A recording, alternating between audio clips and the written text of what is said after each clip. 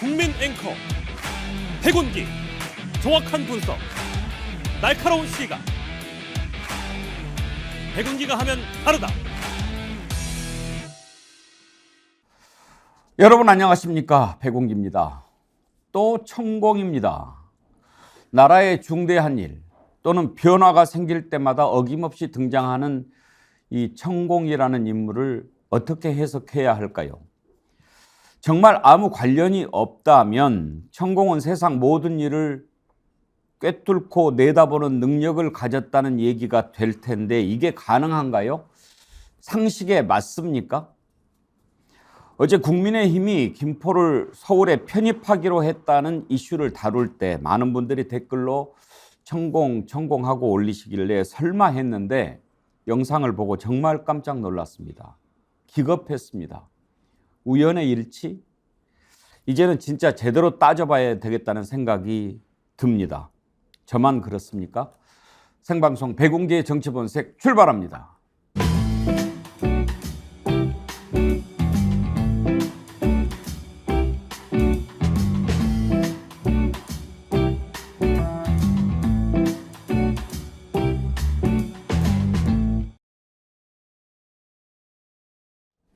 네, 생방송 백운기의 정치본색 시작하겠습니다. 여러분들이 만들어가는 방송입니다.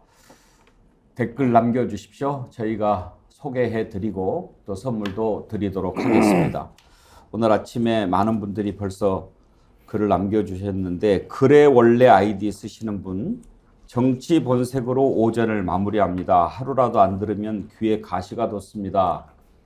우리 안중근 의사 표현을 빌려서 이렇게 응원을 해주셨는데 그래 원래님 감사합니다. 오늘 함께 해주십시오. 먼저 디어루시에서 나오는 클렌징 폼 선물 드리도록 하겠습니다. 오늘 함께 하실 네 분 패널 소개합니다. 김두수 시대정신연구소 대표, 김종욱 전 청와대 행정관, 장성철 공론센터 소장, 김준혁 한신대 교수 나오셨습니다. 어서 오십시오. 네. 안녕하세요. 국민의힘이 김포를 서울시로 편입을 한다. 이제 당론을 정했다고 하고 이제 태스크포스 구성하면서 발빠르게 밀어붙이고 있는데요. 어제 저희가 이 이슈 다루면서 크게 방향을 그렇게 잡았습니다. 김포가 서울로 편입되는 것, 국토 균형 발전이라는 차원에서 바람직한가?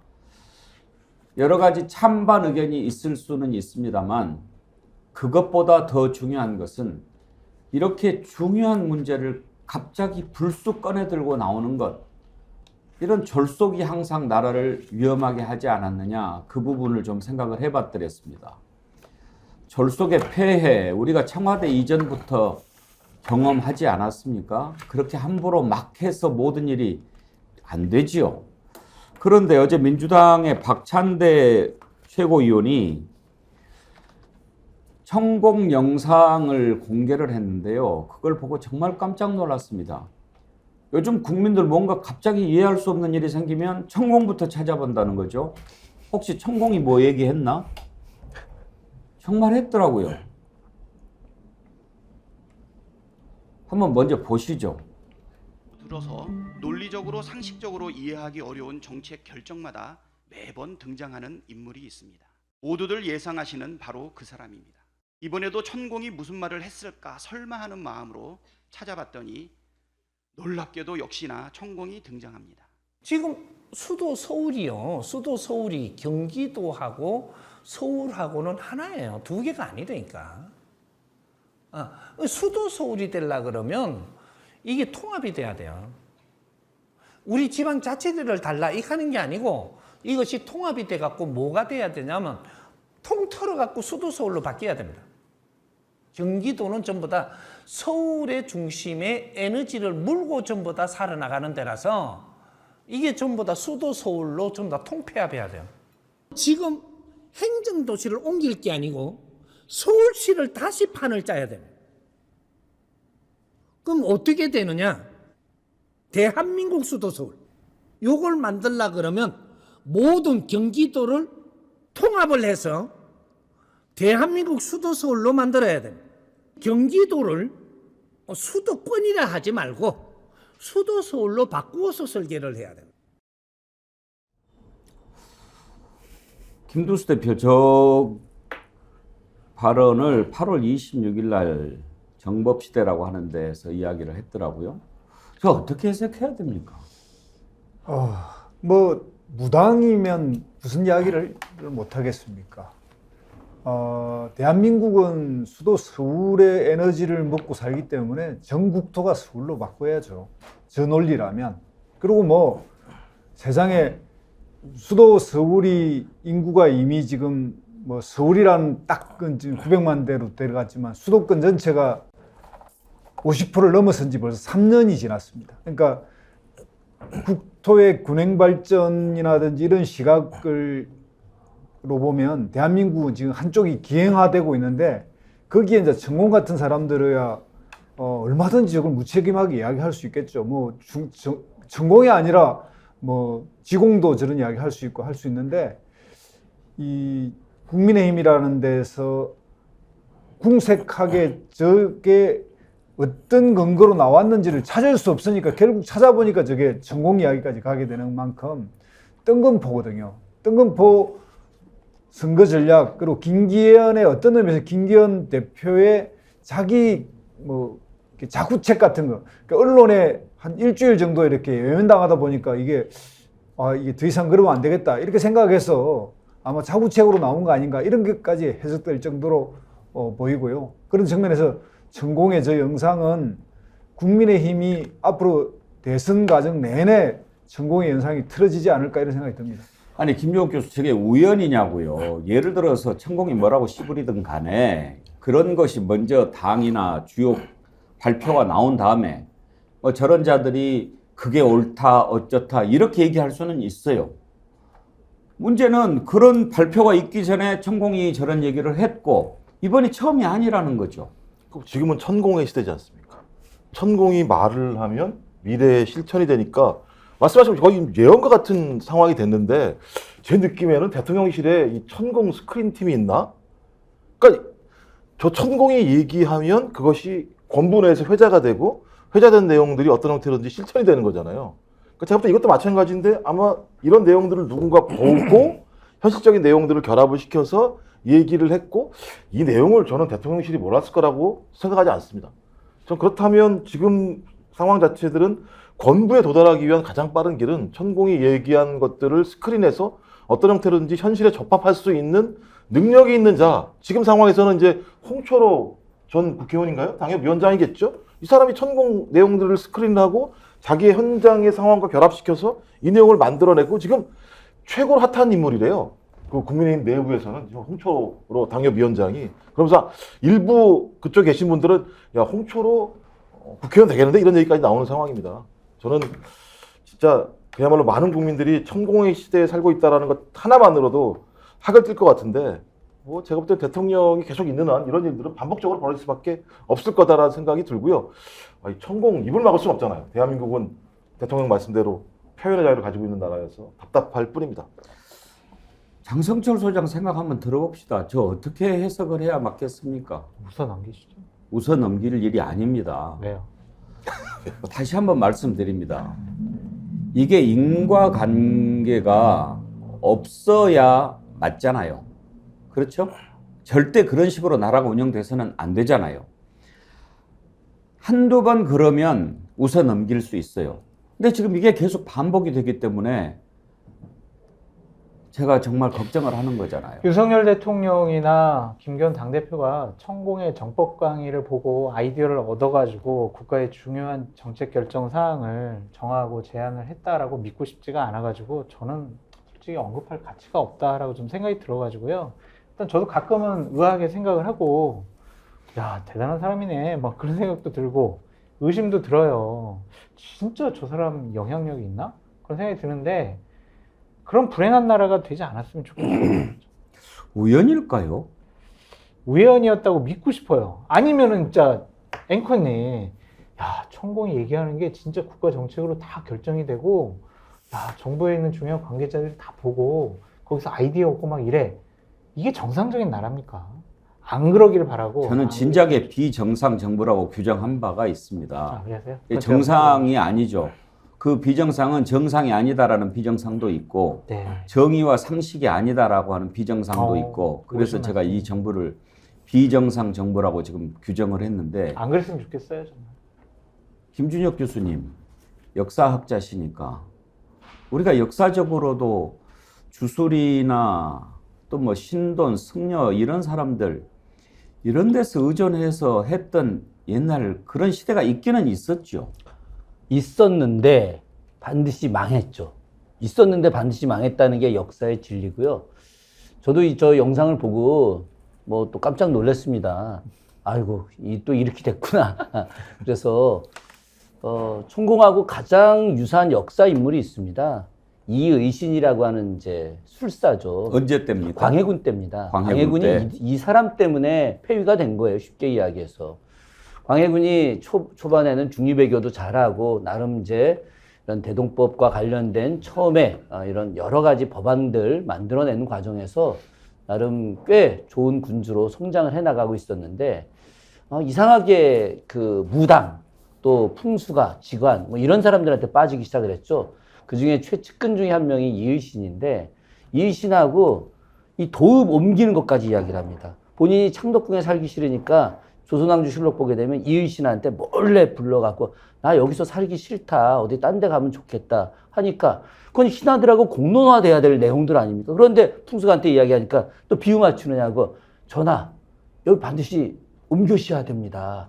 그래서 궁궐을 3개나 만들어요. 그 임진을 한 이후에 나라 경제도 엄청 어려운데 그래서 지금 덕숭아는 경운궁 대대적으로 확대하고 창덕궁도 엄청 크게 짓고 그거보다 더 크게 지은 게 경복궁보다 더 크게 지은 게 인경궁이라는 궁이 있습니다. 이분 우리 국민들이 잘 모르는데 사직단 바로 옆에 있었던 거예요. 누화동, 피룬동이 일대에 있었는데 그것을 나중에 다 인조가 철거하고 나서 이제 없애버리죠. 근데 이것만이 아니라 엄청난 공력이 국가 재정에 들어가는 이 일 말고 아유 서울의 왕기가 없어졌으니 저 교화로 천도하자. 파주 교화로 천도하자고 해서 대대적으로 난리를 치다가 국론을 분열시키고 지금처럼 김포 신도시 새로 서울로 편입하자. 교화를 갖다가 새로운 수도로 만들자. 이렇게 하다가 결국은 국론 분열되고 정치는 실종되고 그러다가 인조 반정이 일어나서 광해군이 몰락을 하게 됐고 이의신은 어떻게 됐겠습니까? 사형당해서 죽었죠. 저는 이런 앞선 역사가 어쩌면 지금 너무나 유사하다. 참 그래서 더 안타깝고 아유 이렇게 돼서는 안 되는데 이런 생각 참 많이 합니다. 김정욱 교수 화요일 날 부승찬 전 국방부 대변인과 인터뷰를 했는데 지금도 천공이 대통령 사저 이렇게 왔다 갔다라고 하는 확신을 갖고 있다고 얘기를 하더라고요. 그때만 해도 뭐 예를 들면 이런 겁니다. 100번 그러면 안 되지만 100번 양보해서 일반 민간인들도 뭐 이렇게 이사를 할 때 택일도 하고 뭐 또 묘를 쓸 때는 직원 불러서 하기도 하고 뭐 이럴 수 있으니까 그런 마음에서 이렇게 뭐 무속인들 불러서 한번 터도 봐달라라고 할 수는 있겠지. 그래도 나란 일을 그렇게 하면 되나? 100번 양보해서. 이런 건 좀 다르지 않나요? 이거 어떻게 처리를 해야 될까요? 제가 볼 땐 이거는 그냥 빈대 잡으려다가 초가상간 다 태울 수 있는 상황이 벌어지는 거예요. 말한 것처럼 원래 내용 자체는 메가시티라고 하는 개념으로 등장한 건데 아니 무술인이 얘기한 건 객관적인 근거가 없는 거잖아요. 그냥 자기의 직관인 거잖아요. 그 직관인 것이 현실화되려면 말씀하신 것처럼 다양한 형식으로 거기에다 사전적인 점검이 필요한 거죠. 근데 국민의 재산이었던 청와대를 옮길 때도 말씀하신 것처럼 국민한테 안 물어봤잖아요. 그냥 예를 들면 천공이 얘기했다라는 내용들이 그대로 지금 현실화된 측면들이 있지 않습니까? 그다음에 이 그 김포 얘기가 나오면서 가장 황당해하는 사람들이 누구냐면 실제로는 국민의힘 내부에 있는 사람들이에요. 서울시장인 오세훈 서울시장 한 얘기가 김포시장을 만나서 뜻을 파악해보고 판단해보겠다. 그러니까 지금 이 내용이 뭔지도 모르는 상황에 서울시장 같은 경우는 깊이 있는 연구를 시작해보겠다. 신중히 접근해야 된다. 근데 이런 내용들을 가지고 국민의힘은 내년에 총선 선거용으로 쓰겠다라는 거 아니겠습니까?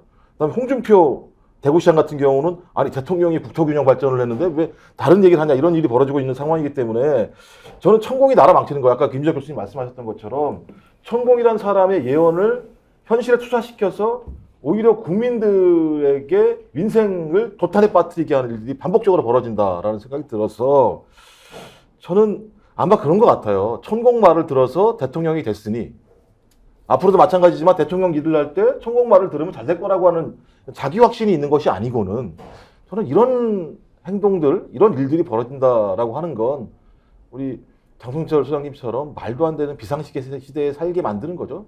대통령이. 김두수 대표 요즘 민주당에 메가리가 없다 이런 지적들이 많이 나오는데 이 정도 되면 국정조사에서 천공 나와라 한번 이야기 들어보자. 관계 있는지 좀 밝히고 그래야 되는 거 아닙니까? 그래야 됩니다. 뭐 국정조사해야 될 게 한두 개가 아니지만 한 5개 정도 지금 쌓여 있는데 천공 역시 한번 불러가지고 정말 이 사람이 국정에 얼마만큼 개입하고 있는, 특히 이제 용산 대통령실 같은 경우에는 그 전에 뭐 경찰 발표에는 천공인 아닌 뭐 수염 달린 또 다른 뭐 백재근인가 하는 사람이 왔다 갔다 했지만 그건 역시도 안 밝히고 있거든요. 그러니까 천공이 국회에 나와야 할 일이 그것뿐만 아니라 이렇게 쌓이고 있는데 이쯤 되면 청와대 내에 천공하고 연결되어 있는 그 일종의 커넥션망이 있는 것 같아요. 그러니까 천공의 어떤 이런 컨셉, 나름의 어떤 무당기가 있는 이런 컨셉을 정책으로 옮겨가는 그런 역할을 하는 누군가 있지 않느냐 이런 생각이 들기 때문에 천공을 불러가지고 정말 국회 내에서 국민들이 궁금한 거, 지난 그 용산 대통령실 이전까지를 포함해서 뭐 손바닥에 왕자 쓴 거까지 포함해가지고 한 번은 이걸 짚고 넘어가야 되지 않느냐. 민주당이 이런 부분에서는 진짜 과감하게 좀 여야 합의 뭐 국회 존중이 아니라 국정조사권의 여야 합의 없이 발동하는 것도 필요하지 않나 이런 생각이 듭니다. 바로 그겁니다. 각자 도생님이요. 손바닥 왕자 쓰고 나올 때부터 알아봤다. 왜 자꾸 국민들이 의심합니까? 이어지니까 그러는 거죠. 후보 시절부터 손바닥에 왕자 쓰고 나와서 이건 뭐냐. 자꾸 이렇게 하면 안 되는데 걱정을 하는데 이제 자꾸 쌓이는 거죠. 어제만 해도 반응들이요. 김기현 수도권 나가라고 그러니까 수도권 험지 자갈밭을 콘크리트로 바꿔서 출마하려고 김포를 저렇게 하는 것인가 이렇게 분석하는 분도 계셨고, 그리고 뭐 민주당이 반대하면 민주당 표 떨어질 거니까 참 절묘한 카드다 이렇게 분석한 분도 있었고, 혹시 최은순이가 거기에 땅이 있나 뭐 이렇게 생각하는 분도 계셨어요. 그런데 오늘 이제 천공이 이렇게 딱 등장하면서 이거는 뭔가 또 이상하다. 국가의 중요한 문제입니다. 행정구역을 바꾸는 문제는요. 그걸 아무 공론화 과정도 없이 툭 던졌을 때 맨 처음에는 총선용인가? 이렇게만 생각했는데 총선용인 것을 떠나서 이런 식으로 나라의 운영이 이루어진다면 이건 정말 큰일 나는 문제거든요. 이거 좀 빨리 정확하게 천공이 어떤 차원에서 저런 얘기를 하는 것인지, 천공 발언을 반영하고 수렴하고 이런 통로가 혹시 있는지, 커넥션은 있는지 이거 밝혀야 한다고 생각합니다. 그렇지 않으면 나라 망합니다. 나라가 점쟁이들한테 운영될 수는 없는 겁니다. 지금 이 대한민국이. 제가 잠깐만 첨언을 하면요. 한동수 전 법무부 감찰부장이 법정에서 진술한 내용들이 있는데 그런 거예요. 2020년 3월 19일 날 윤석열 당시 총장이 회식 자리에서 무속인에 대한 얘기도 장시간 했다. 그 다음에 그 자리에서 이공로 현 법무부 차관이 건배사를 해요. 대권을 이루게 해달라는 건배사를 했다는 얘기가 법정에서 진술한 내용이에요. 그러면 그 당시 총장이었던 윤석열 대통령은 무속인에 대한 얘기를 계속했고, 그것이 끝나고 난 다음에 이공로 현 법무부 차관은 대권을 이루게 해달라는 건배사를 했다라고 얘기하는 게, 이게 무슨 다른 그냥 흘러가는 얘기가 아니라 법정의 진술 내용이라고 하면 위증이면 걸리는 거잖아요. 저는 진짜 이상한 나라에 살고 있다라는 생각이 이런 증언으로 이제 나오는 거예요. 구체적으로 무슨 뭐 흘러가는 얘기가 아니라. 그래서 말씀하신 진짜 천공을 한번 좀 불러서 꼭 어떤 커넥이 있는 건지 확인하지 않으면 앞으로도 이런 일이 반복적으로 벌어질 수밖에 없지 않겠습니까? 추가로 더 말씀드리자면은 최근에 카카오 모빌리티, 카카오뱅크에 대해서 어제도 윤석열 대통령이 뭐 이따가 또 예. 나오겠지만 윤석열 대통령이 분명히 너무 독점이 심하다 이런 이야기 했지 않습니까? 반드시 손봐야 된다고 그랬죠. 이 이야기도 천공이 했어요. 카카오 이야기도. 그래서 그 정법 시대에 또 질문했을 때 카카오의 이 택시에 대해서 어떻게 이야기하시느냐 그랬더니 카카오 택시 독점이 너무 심하다. 이거 손봐야 된다. 저는 이것도 얼마 전에 천공이 한 이야기 정법 시대 영상에 올라와 있거든요. 카카오에 대한 이야기 하나 더 하겠습니다. 지금 언론에 의하면 지금 카카오 압수수색하고 지금 그 주가 조작으로 하고 있는데 이게 김건희 여사의 경력 이력 중에서 개임산업협회 무슨 이사라고 쓴 것에 대해서 김범수 의장이 전면 부인을 했거든요. 그것에 대한 본인이 그리고 결국 그거에 결정타를 맞아가지고 이제 대국민 사과 성명을 하게 됐는데 그때부터 쌓인 언안에 의해서 반드시 손봐줘야 될 곳으로 찍었다. 그래서 김건희 여사하고 이 카카오 현재 주가 조작 수사하고 관련이 있다라고 하는 기사가 있어요. 그 얘기 듣고 보니까 조금 이해가 좀 됩니다. 왜냐하면 이복현 금감위원장이 검사 출신이기도 하지만 지금까지 그렇게 특사경이라고 그러나요?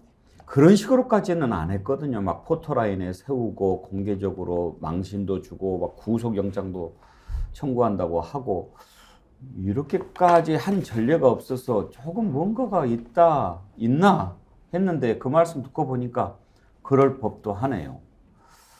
윤나경님 기가 막히네요. 처음부터 용산 참사 안 가는 거 영국 조문 지금 대통령 부부 3제 5음 붙을까 봐 그런 겁니까? 모든 게 천공하라는 대로 하고 있는 것 아닙니까? 기자분들 빨리 천공 좀 파헤치세요.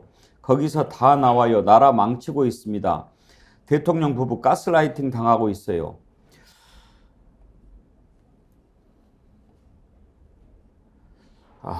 정말 걱정되는데요. 자, 이제 이렇게 의혹이 불거지면 또 우리 국민들이 다 대단한 분들이니까 하나 둘 나올 거라고 생각합니다. 천공 관련된 내용 앞으로 또 나오는 대로 한번 짚어보도록 하고, 자, 그러면 김포를 서울로 편입한다. 여기에 대해서는 절차도 그렇고 실제로 그렇게 하는 게 좋은지도 한번 따져봐야 되는데요. 어제 신인규 변호사가 지적했듯이 대한민국 헌법에 대통령은 국토 균형 발전을 위해서 노력해야 될 의무가 있지요. 불과 한 달 전에 대통령이 지방시대를 이야기를 했습니다. 부산에서요. 한번 들어보시죠. 존경하는 국민 여러분, 사랑하는 부산 시민 여러분, 저는 오늘 이곳 부산에서 대한민국 어디서나 살기 좋은 지방시대를 선포합니다. 여러분, 지역의 경쟁력이 곧 국가 경쟁력입니다. 우리 정부는 모든 권한을 중앙이 움켜쥐고 말로만 지방을 외치지 않고 그런 과거의 전철을 절대 밟지 않을 것입니다. 지역에 변변한 쇼핑몰 하나 짓지 못한 채 어처구니 없는 그러한 정치적 상황을 더 이상 국민들께서 허용하지 않으실 겁니다. 진정한 지방시대를 열기 위해 중앙과 지역의 긴밀한 협력은 물론 국민 여러분과 늘 함께 할 것입니다. 국민 여러분, 이제는 지방시대입니다. 지방시대가 곧 기회입니다. 대한민국은 산업화, 민주화를 이뤄냈습니다. 이제는 지방시대를 통하여 대한민국이 더욱 도약해야 합니다. 장성철 소장, 저 발언하고 지금 추진하고 있는 김포 서울시 편입하고 배치되는 것 아닙니까? 배치된다고 볼 수는 있지만 저거는 부산, 뭐 광주, 대구 이러한 지방의 주요 거점 도시를 발전시키겠다라는 것이고, 또한 이 김포를 메가 서울시티에 포함시키겠다라는 것은 다른 차원의 문제를 좀 봐야 될 것 같아요. 제가 저 부분에 대해서는 뭐 전문가가 아니기 때문에 옳고 그르다, 효과가 있다 없다, 잘 된 거다 안 된 거다 이렇게 평가할 수는 없지만 국민의힘이 오래간만에 정책을 내세워서 저 앞으로 입법도 할 것이고 또한 여야 간에 다양한 논쟁이 있을 거 아니에요. 그런 차원에서는 상당히 긍정적이지 않느냐라는 좀 생각이 들고 일단은 수도권 선거에 있어서는 국민의힘에 그렇게 불리하지 않을 것 같아요. 그냥 전국 단위 여론조사를 해보면 좀 뭔 소리야 라는 분들이 많이 있겠지만 김포시를 국한해서 여론조사를 해보면 아마 찬성 비율이 더 높게 나오지 않을까? 뭐 그런 저 생각도 해봅니다. 여론조사를 했더라고요. 그런데 이제 앞으로 어떻게 바뀔지는 모르겠습니다만 김두수 대표 리얼미터가 여론조사한 게 있죠. 예. 지금 이제 리얼미터가 이제 전국 뭐 대상이긴 하지만 서울 편입에 대해서 38% 찬성, 53%가 반대가 나왔고요. 현재 예. 김포 시민을 대상으로 한 겁니까? 김포 시민은 아닌 것 같습니다. 전국을 보니까 아. TK나 70대 이상에서 찬성이 많이 나오고, 그러니까 김포 시민으로만 한정하는 여론조사 곧 나오겠지만 전 국민들이 볼 때 이거는 부적합하다 이렇게 이제 일단 판명이 났다는 겁니다. 그러니까 저기 서울 근접 중소도시의 서울시 편입 찬반 저런 것을 보면은 이제 김포를 제외한 예를 들면 저같이 고양시, 예. 일산에 사는 사람, 하남, 뭐 과천 이런 성남에 사는 분들은 왜 우리는 서울시 편입 안 하고 왜 김포만 해? 라고 해서 반대할 수도 있겠죠. 그래서 저 여론조사만 갖고 이것은 잘된 정책이다, 잘못된 정책이다 이렇게 평가하기에는 좀 무리가 있어 동의합니다. 보입니다.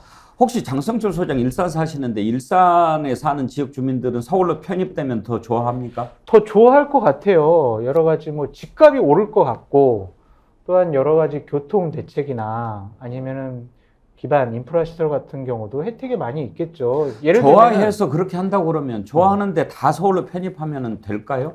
그냥 전 국토를 서울시화 하면 되지 않을까 아니 하는 어제 생각이 정의당 드는데 대변인도 그런 얘기를 하더라고요. 네. 아예 그러면 다 서울로 오기를 원하는데 합쳐가지고 국호를 서울로 하면 어떠냐. 서울시 부산구 뭐 이렇게. 근데 서울시 울릉군 독도 뭐 면도 있었어요. 예를 들면 일산에서 지금 출퇴근 아침에 할 때 좀 버스가 모질라다 증차를 해달라라고 하더라도 서울시에서 지금 반대해가지고 증차가 좀 안 되는 부분이 있거든요. 그런 부분 교통 같은 경우에는 상당히 좀 많이 바뀔 수가 있을 것 같아요. 메가 서울이 좋은지 어떤지는 별개의 모르겠어요. 문제니까 이거는 한번 전문가들과 네. 상의를 해봐야 될 겁니다. 그런데 그런 부분에 대해서 접근하는 것이 너무 불쑥 그리고 졸속 이런 느낌을 주니까 뭐야? 라고 생각하는 거 아닙니까? 제가 좀 먼저 말씀드리면 이게 예전에 고 노무현 대통령이 후보 시절에 세종시 이전 이런 것들과 관련해서 논쟁이 상당히 세게 붙었었거든요. 그걸 갖고 뭐 효과가 있네 없네 무슨 수도가 한국에 두 군데가 되네 안 되네 세종시가 적당하네 안 하네 뭐 이런 논쟁이 상당히 많이 붙었는데 그게 결국에는 그러한 논쟁의 장으로 한나라당을 이끌어왔어요. 그래서 한나라당은 이거 어떡하지? 한나라당에 속해 있는 충청권 의원들은 야 이거 세종시 이전하면 좋은 거 아니야 찬성하고 한나라당 소속된 서울과 수도권에 있는 의원들은 반대했거든요. 그래서 당시 이해창 후보가 상당히 곤혹스러워해서 결국에는 안을 내놓은 게 이렇게 수도가 세종으로 이전하면은 결국에는 수도권 집값 떨어진다. 이런 식으로 공격을 했던 기억이 나요. 그러니까 이게 민주당을 당황시킬 수 있는 하나의 이슈로는 좀 잘 꺼낸 것 같다는 좀 생각이 그러니까 들어요. 그때는 명분이 있었잖아요. 네. 국토의 균형 발전, 네.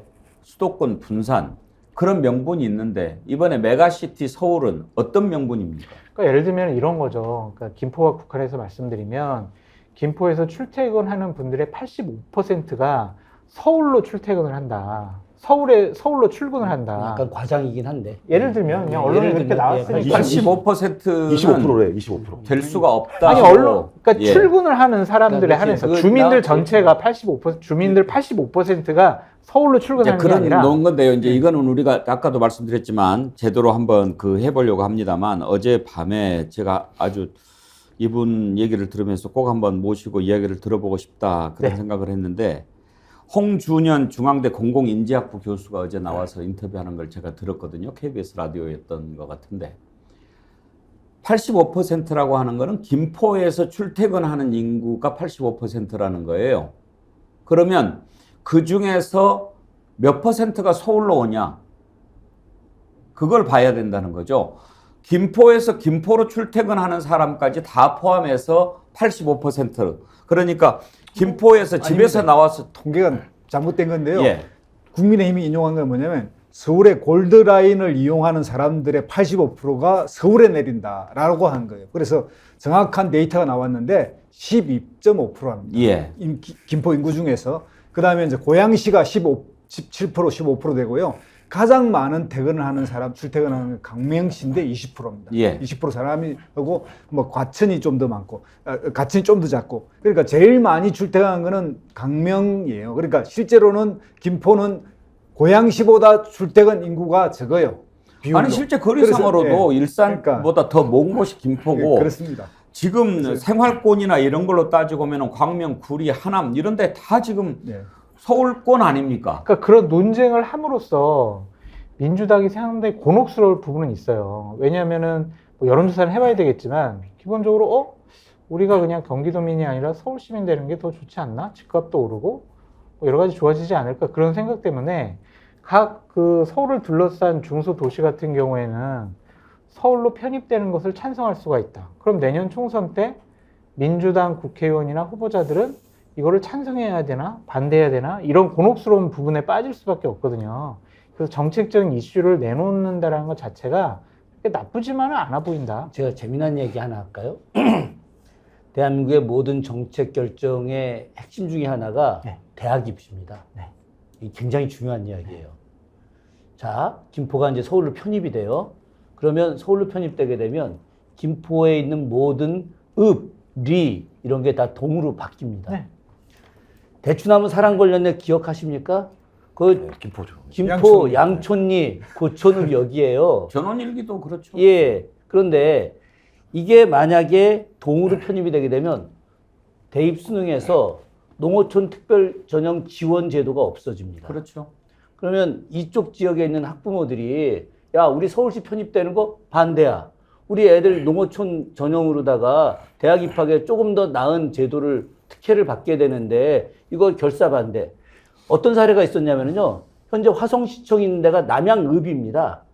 엄청나게 아파트가 많았고 남양동이 됐는데 그렇게 되면 농어촌 특별 전형이 사라져가지고 남양동민들이 대거 막 데모를 해가지고 행안부에서 다시 또 읍으로 바꿔버렸어요. 저는 뭐 이것까지는 이야기하지 않겠지만은 실제 이런 내용까지도 사전에 깊이 조사하고 김포 시민들뿐만 아니라 이런 내용들을 다 행안부나 대통령실이나 다 한 상태에서 이런 문제를 공론화했어야 되는데 이런 것들을 갖다가 졸속적으로 했다라고 하는 것 자체 이게 말이 안 된다는 아니, 겁니다. 그러니까 졸속적인 것도 예를 들면은 행정부가 집행 권한을 갖고 있는 쪽에서 졸속적으로 자, 우리 그럼 다음 달부터 김포를 서울시로 편입시키겠어. 이게 아니잖아요. 정치권에서 제안을 한 거고 여야 간의 입법 논쟁도 있을 거고 충분히 이 논의를 이끌어 나갈 수 있는 기간이 있는데 이것을 불쑥 내놓는다? 이 정치권에서 내놓는 공약이 불쑥불쑥 내놓는 거죠. 그러니까 그런 것들을 논쟁해가지고 보다 더 좋은 안 마련하고 아니, 그것이 부작용이 심하면 안 하면 되는 거고 정치권에서 하는 일이 그런 거잖아요. 제가 놀라운 게 뭐냐면 최선생님 교통 대란 때문에 메가시티를 간다라고 하는 기괴한 논리가 나온 거잖아요. 이게 얼마나 비상식적입니까? 메가시티라는 개념이 국가발전 전략이란 말이에요. 근데 교통 대란 때문에 메가시티를 한다라고 얘기하는 국민의힘이 정치를 하면 정치가 잘 돌아가겠습니까? 또 하나는 김포가요 가장 인접 거리가 좁아요. 서울과 그러니까 가장 기괴한 논리죠. 가장 좁게 인접해 있는 데를 갖다가 서울과 편입하겠다는 논리예요. 그러니까 논리 자체가 제가 볼 때는 정치적이라는 거예요. 무슨 뭐 메가시티라는 진짜 거대한 어떤 대한민국의 어떤 브랜드 발전 전략을 만들려고 하는 게 아니라 그냥 내년 4월까지만 쓰려고 내놨다고 볼 수밖에 없기 때문에 이걸 어떻게 이걸 뭐 논쟁을 합니까? 그러면 장성철 소장 제가 궁금해서 하나 물어봅시다. 그럼 왜 김포입니까? 지금 국민의힘에서 내세운 논리는 그거에서 아까 말씀드렸듯이 예. 김포에서 출퇴근하는 사람 중에 85%가 다 서울로 나간다. 그러니까 다른 지역은 다른 지역도 이제 이 논리는 요구하면 간단히 이야기하면요. 해준다. 사실 이 논리의 어디가 선우인지는 몰라도 김동연 경기도지사가 경기 북도 예. 시설을 하고 있거든요. 그러니까 이제 경기 북도를 한강으로 하면 김포는 경기 남도가 되는데 이게 이제 그냥 위도 기준으로 하면 이제 북쪽에 가까운 거예요. 그러니까 한강이라는 이제 장애가 있지만 그래서 이제 시작됐는데 그때 이제 김포시장이 지금 전 홍철호 국회의원의 보좌관이 김포시장이 됐습니다. 그러니까 지금 현재 김포시를 서울에 편입하려고 하는 가장 정치적으로 열심히 하는 사람이 홍철호 전 국회의원인데 이 사람이 김포을 선거구였어요. 그러니까 지금보다 서울 쪽이 아닌 저 통진하고 강화 쪽에 있는 그 지역인데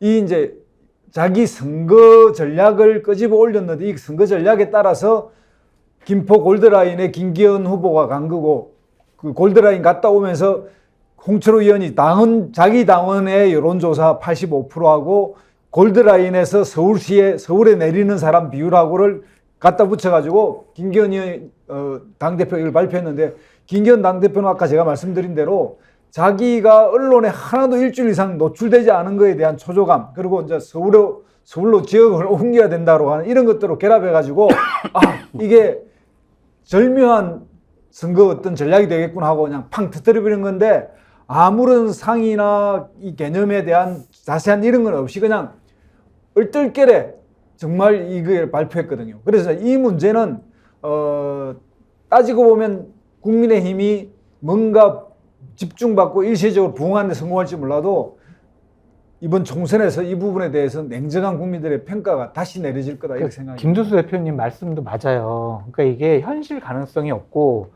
집권 세력에서 그냥 총선 때 잠깐 써먹고 말아야지 그런 추진 의지가 결여되어 있으면은 이건 그냥 파묻히겠죠.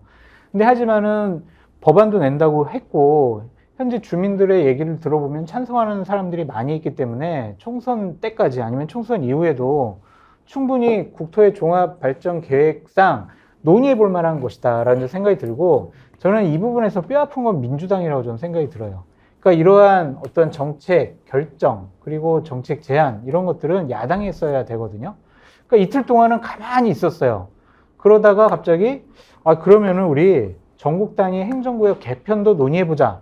이렇게 논쟁이 보다 더 긍정적인 것 같아요. 그래서 전 국토를 어떻게 행정구역 개편할지 이것까지도 정치권에서 논의해서 보다 더 좋은 안을 내놓으면 되는 것이고 그거에 현실 가능성이 없고 별로 긍정적인 면이 없고 부작용이 많으면 이거 안 하면 되는 거죠. 그런 논의는 충분히 해볼 만하다라는 생각이 듭니다. 아까 그 장성철 소장께서 원래 아이디어라는 게 불쑥 나오는 거 아니냐 이렇게 네. 얘기하셨는데 저는 그 부분은 쉽게 동의하기는 힘듭니다.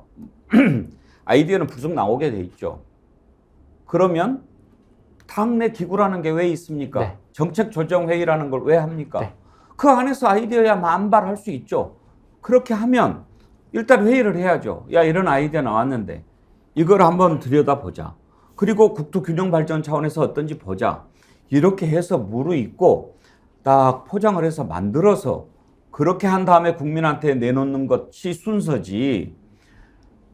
느닷없이 김포 이거 어때? 이렇게 하고 국민들한테 공개한 다음에 그렇게 하는 것을 잘했다고 보기는 힘들 것 같습니다. 배공계 앵커님 말씀 맞아요. 그러한 절차적으로 조율하는 과정이 부족했다는 것은 분명히 김기현 당대표가 비판을 받아야 될 지점이라고 갑자기 생각이 들어요. 황혜정승 같이 말씀. 아니 왜냐면은요 오세훈 시장이나 서울시 당협위원장들이 이거는 안 좋은 것 같아. 이거는 서울시 안 좋아. 이거 반대하는 입장 내세울 거야. 이렇게 얘기를 하잖아요. 그러니까 김기현 당대표는 이런 식의 지금 얘기를 하고 있는 거예요. 여의도연구원에서 2달 동안 극비리에 이거를 검토를 했었다. 그래가지고 뭐 지금이 적기라고 생각해서 내가 제안한 거다. 이거는 좀 잘못된 것 같아요. 어쨌든 정부랑 서울시와는 충분히 논의가 필요했는데. 그럼요. 이걸 왜 극비리 합니까? 극비리 할 일이 아니잖아요. 그건 이제 김기현 대표가 그랬다니까. 근데 저는 제가 드리고 싶은 말씀이 뭐였냐면 이러한 정책적인 제안을 갖고 정치권에서 논쟁이 붙는 거는 저는 이거는 바람직한 일이 아니냐라는 생각이 들어요. 반대하는 분, 찬성하는 분 있을 거 아니에요. 이드님이요. 좀만 지나보세요. 김포도 둘로 갈라져서 서로 싸우고 난리 날 겁니다. 결국 갈라치기 되는 거 아닙니까? 이런 걱정하셨는데요. 김동연 경기도지사도 이건 갈라치기 하는 것이다라고 비판하더군요.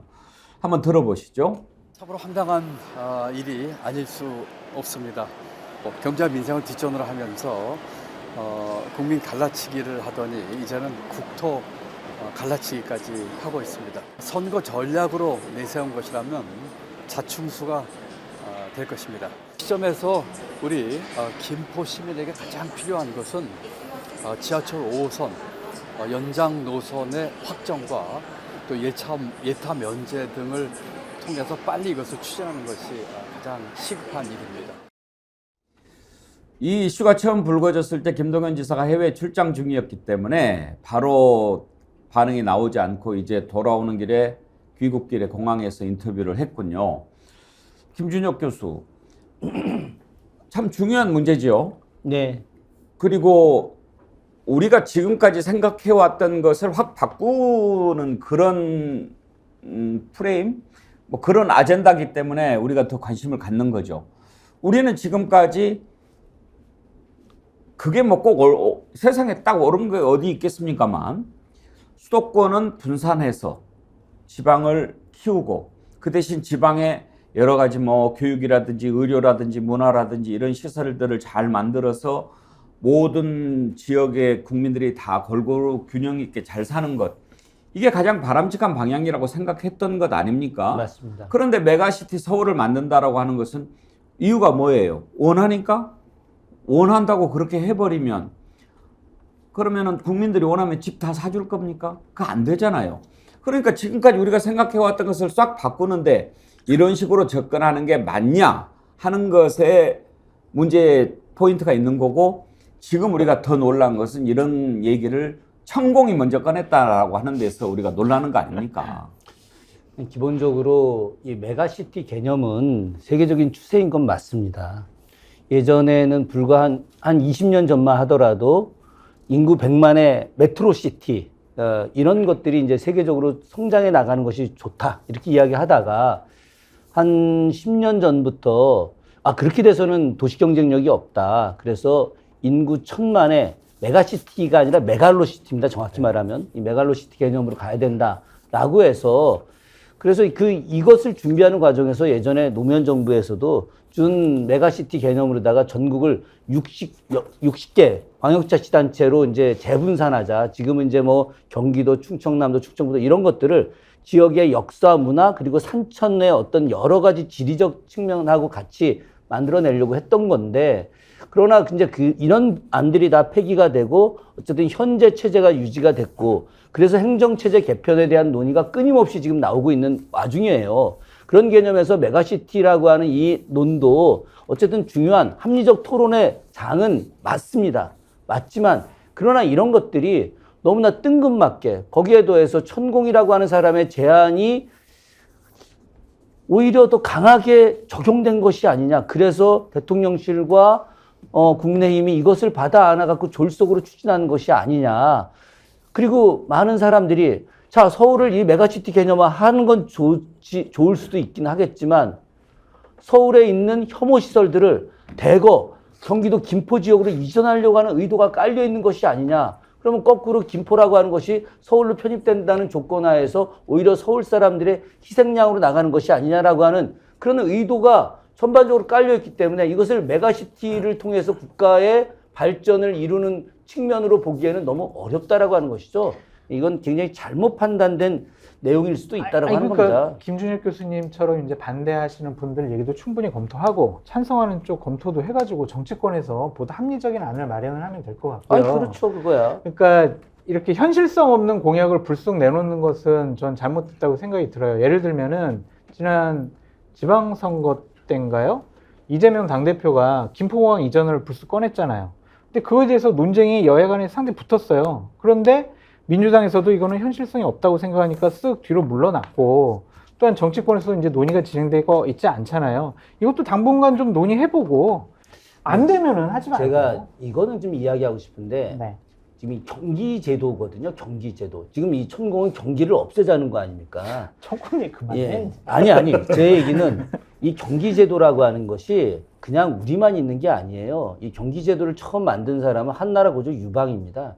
유방이 천하를 통일하고 나서 이제 봉건제를 만들면서 각 제후를 임명을 하지 않습니까? 그럼에도 불구하고 국가를 중추적으로 운영하기 위해서 천자가 직접 다스리는 지역을 경기제도를 신설을 한 거예요. 그래서 수도 바로 도성이 있는 곳과 그 주변을 합쳐서 바로 왕성의 교화가 미치는 곳이 바로 경기제도입니다. 네. 그러면 경기의 경이 서울이고 서울. 그 기는 무슨 뜻입니까? 기는 바로 터기라고 해서 그걸 땅을 말하는 거죠. 둘러쌌다는 땅을. 뜻이죠. 그래서 그 터 기자가 아니고 다른 기자를 쓰잖아요. 아니 터 기자하고 연결된 이 기자가 다 합쳐서 터를 같이 의미하는 땅을 의미하는 건데 그래서 이 우리가 경기를 기내, 기전 다 같이 부르는 겁니다.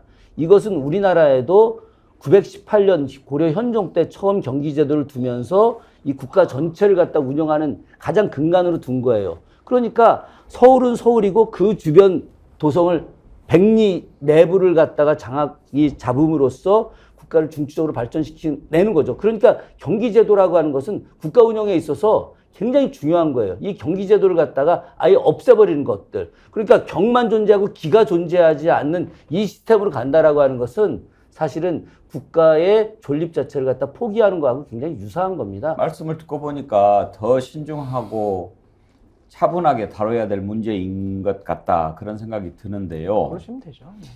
지금 일단 이렇게 하면 표에 도움이 될 거다, 재미 좀 볼 것 같다 그런 아이디어에서 나온 것 아니겠습니까? 그러겠죠.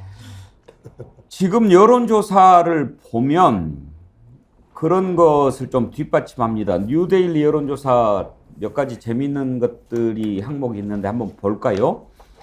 경기도 주민의 유권자 48.4%가 총선 때 민주당을 지지한다. 이런 조사가 나왔습니다. 뉴데일리 여론조사 한번 볼까요?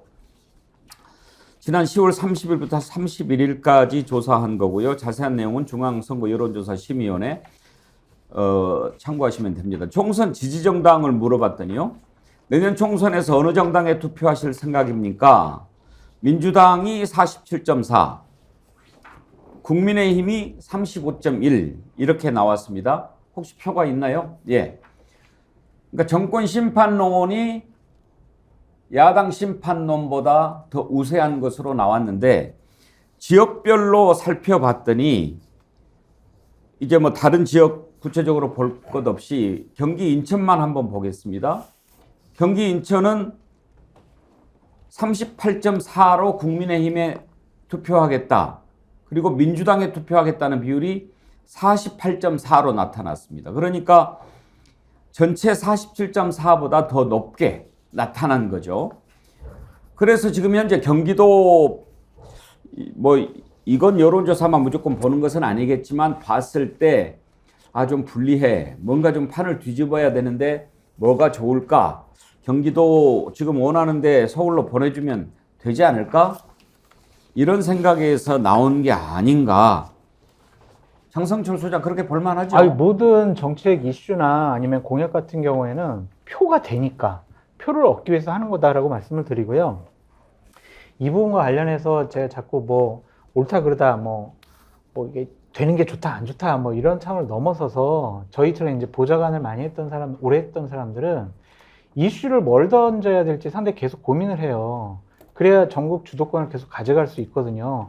그러니까 국민의힘으로서는 이미 50% 이상 성공한 게 뭐냐면 야당도 이 김포 서울에 포함되는 게 맞아 안 맞아 이거 가지고 논쟁을 붙기 시작을 하잖아요. 그 주도권은 국민의힘이 가져갈 수밖에 없단 말이에요. 그래서 민주당이 저는 뼈아프고 반성해야 된다는 얘기가 뭐냐면 야당이 자꾸 정책을 제안을 해가지고 여당과 붙어야 되는데 그동안 이재명 당대표 사법 리스크에 계속 매몰되다 보니까 이런 정책 개발에 좀 노력을 덜한 것이 아니냐. 그 점에 대해서는 민주당이 좀 반성해야 될 지점이라고 봐요. 그런 예. 점이 분명히 있습니다. 예. 분명히 이제 민주당 같은 경우에는 사실상 검찰 독재 칼날을 막느라고 상당히 에너지를 많이 쓴 것도 사실이고 아무리 야당이 민생과 이런 걸 주도하려고 해도 좀 어려운 것도 사실이고요.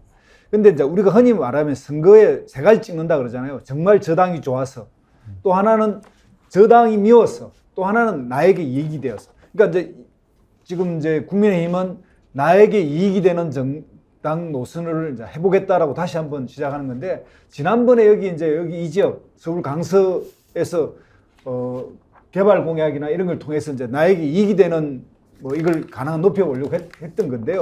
이것도 역시 이제 대통령의 그 대통령 지지도라든지 당 지지도 전반에 의해서 평온할 시기에는 이게 굉장한 이득을 가지고, 예를 들면 2008년 뉴타운, 서울 뉴타운 공약에 의해서 민주당의 그 완전 참패가 일어났지 않습니까? 그렇죠. 서울과 수도권에 네. 이제 그런 일이 벌어졌는데, 그런 것들을 다시 한번 재탕해 보겠다는 게 이제 국민의힘 생각인데, 지금 시기는 그 시기가 아니라는 거예요. 심판의 시기로 들어가고, 국민들이 보면 반드시 저 사람들, 저 당이 미워서 나는 이거 찍을래, 이게 훨씬 늘어나기 때문에, 물론 지금 발부등을 치고 그 수도권이 흠지라는 걸 스스로 인정하고 수도권에 완전 우리 몰라간다, 이걸 인정하는 효과도 지금 한편에 있거든요. 그래서 국민의힘 서울 그 지역위원장들이 우리 이거 반대한다고 벌써 막 목소리를 내는 이유가, 이리 되면 이제 서울 전체가 다 망해갈 수도 있거든요. 그래서 두고 봐야 하지만 저는 이것이 정말 자기들의 발목을 잡고 오히려 역풍을 맞을 거다, 이렇게 생각을 합니다. 저는 꼭 하나 드리고 싶은 말씀이 있어요. 그러니까 김두수 대표님 말씀이 전적으로 옳기도 한데, 드리고 싶은 말씀은 국민의힘이 내년 총선 전략의 알파와 오메가는 이재명 나쁜 사람, 사법 리스크 있어, 그러니까 이재명 안 찍을 거야, 우리 당 찍을 거야 하다가 지금 망해가는 거고, 민주당도 지금 마찬가지예요. 에이, 윤석열 정권에 대한 비토 정서, 반감 정서가 많잖아. 에이, 윤석열 정권에 국민의힘 찍겠어? 이런 식으로 접근하다가는 민주당도 상당히 곤혹스러울 수 있다. 그러니까 정책 이슈를 자꾸 던져가지고 우리가 준비되어 있는 야당이야라는 모습을 보여줘야 된다. 검찰 나빠요. 욕하는 거 쉬워요. 근데 하지만 우리가 검찰개혁 문재인 정권 때 못했지만 우리에게 다시 힘을 주시면 검찰개혁 이렇게 제대로 해볼게요. 이렇게 정책을 내놓는 게 맞지, 계속 감정적인 배설을 하면 민주당도 에이 똑같네, 제3정당 찍을래, 이럴 수가 있어요. 자, 한번 봅시다. 이제 벌써 또 구리시장이 기자회견을 했는데, 주민 의견 토대로 서울시 편입 추진할 것, 이렇게 지금 밝혔네요. 백경현 경기 구리시장. 지금 구리시장은 소속이 어디예요? 국민의힘인가요? 사주 빼놓고는 다. 자, 이제 이런 의견들이 이제 계속 나올 겁니다. 그렇죠. 한번 봅시다. 자, 지금 뉴데일리 여론조사 살펴보고 있는데, 아까 총선 지지가 현재 민주당 47.4, 국민의힘 35.1로 나왔는데, 신당 얘기가 계속 나오지 않습니까? 만약에 이준석, 유승민 신당이 만들어지면 어떻게 될까? 이걸 물어봤습니다. 표로 한번 보실까요? 그때 민주당, 국민의힘에서 다 빠져나가가지고 47.4인데 민주당에서 더 빠져나가는 걸로 나오네요. 그러니까 이제 중도층이, 민주당에 가 있던 중도층이 올 수 있다는 건데, 이준석, 유승민 신당이 21.1%로 20%를 넘는 것으로 현재 그렇게 조사가 됐습니다.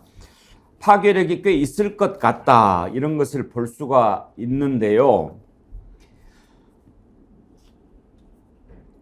어디 김종욱 교수 의견 들어볼까요? 이준석 신당이 만약에 만들어지면 저 정도 파괴력을 가질 수 있을까요? 제 생각에는 준연동형 비례대표제니까 비례와 관련해서는 전 나름대로 양대 기득권 정당에 대한 심판을 할 거라고 생각이 들어서 그 부분은 많이 가져가겠습니다만, 지금 계속 예를 들면 이준석 신당이 나타나면서 저희가 지금 착시하는 게 뭐냐면, 많은 국민들이 지금 심판하고 싶은 건 현 정부예요. 누가 뭐라고 얘기하더라도. 그럼 현 정부에 대해서는 지역구 선거에서 저는 심판할 거라 생각이 들기 때문에, 지역구에 대해서는 현 정부에 대한 심판을, 준연동형 비례니까 비례대표제에 관련해서는 지금 양 기득권 정당에 대한 비판을 이게 진행할 거라고 생각이 들고, 저게 대선이 아닌 상황이기 때문에 지금의 이 여론조사 내용들을 보게 되면 지역구, 특히 수도권이 과반 정도의 지역구 수를 가지고 있기 때문에 저는 민주당이 지역구에서 상당히 많은 숫자들로 당선이 될 거라는 생각이 들어요.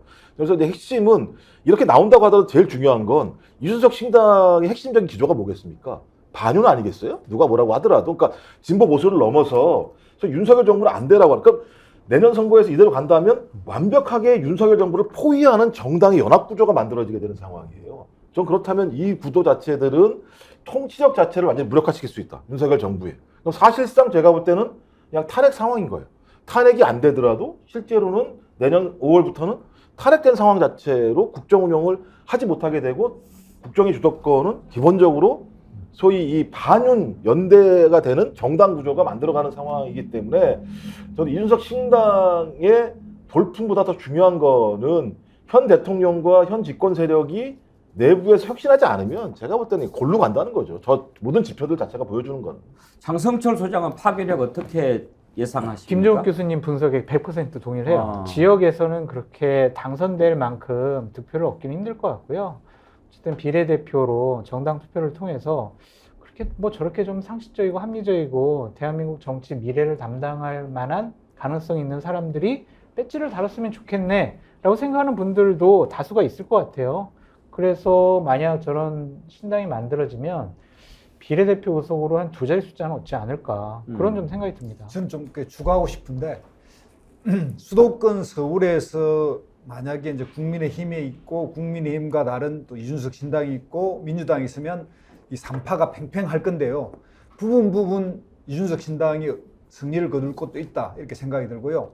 이준석 신당이 가장 의미를 가진 것은 대구 경북과 불경 TK, PK에서 다수당이 되느냐 여부일 거라고 봅니다. 그러니까 국민의힘과 이준석 신당이 지금 이준석 신당의 전략은 TK, PK에서 정면 승부를 걸어서 우리가 보수 본류다라는 것을 만들어 보고 싶어 하는 것 같고 그게 표현되는 게 소위 말하면 그 거대 집권 가능한 거대 정당으로 우리는 쓰고 싶지 뭐 비례대표 뭐 당으로 이렇게 하는 게 아니다. 전술적 당이 아니라 우리는 전략적 당이다 이렇게 이야기하는 게 바로 그런 건데 그래서 수도권은 약간의 어떤 지금 현재까지는 어떻게 좀 뭐랄까 기대한 만큼 국민의힘을 압도할 수 없는 문제가 좀 생길지는 몰라도 대구 경북이라든지 이런 데서 정면 승부를 걸면 거기에서 어느 정도 반분할 수 있다면 그 영향력이 막 바람이 불면 수도권도 가능한 그러니까 제2의 안철수 국민의당과 같은 형식이 가능할 수도 있다 저는 그런 생각도 합니다. 그러니까 그러려면은 아마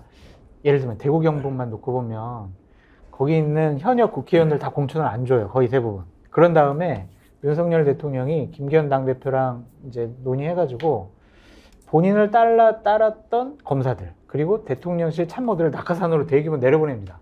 그러면 현역 의원들은 가만히 앉아있지 않을 거 아니에요.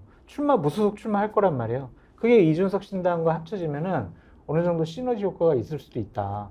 지역 주민을 무시한 이런 낙하산 공천 지역 주민들 분명히 심판할 것 같다는 생각도 들어요.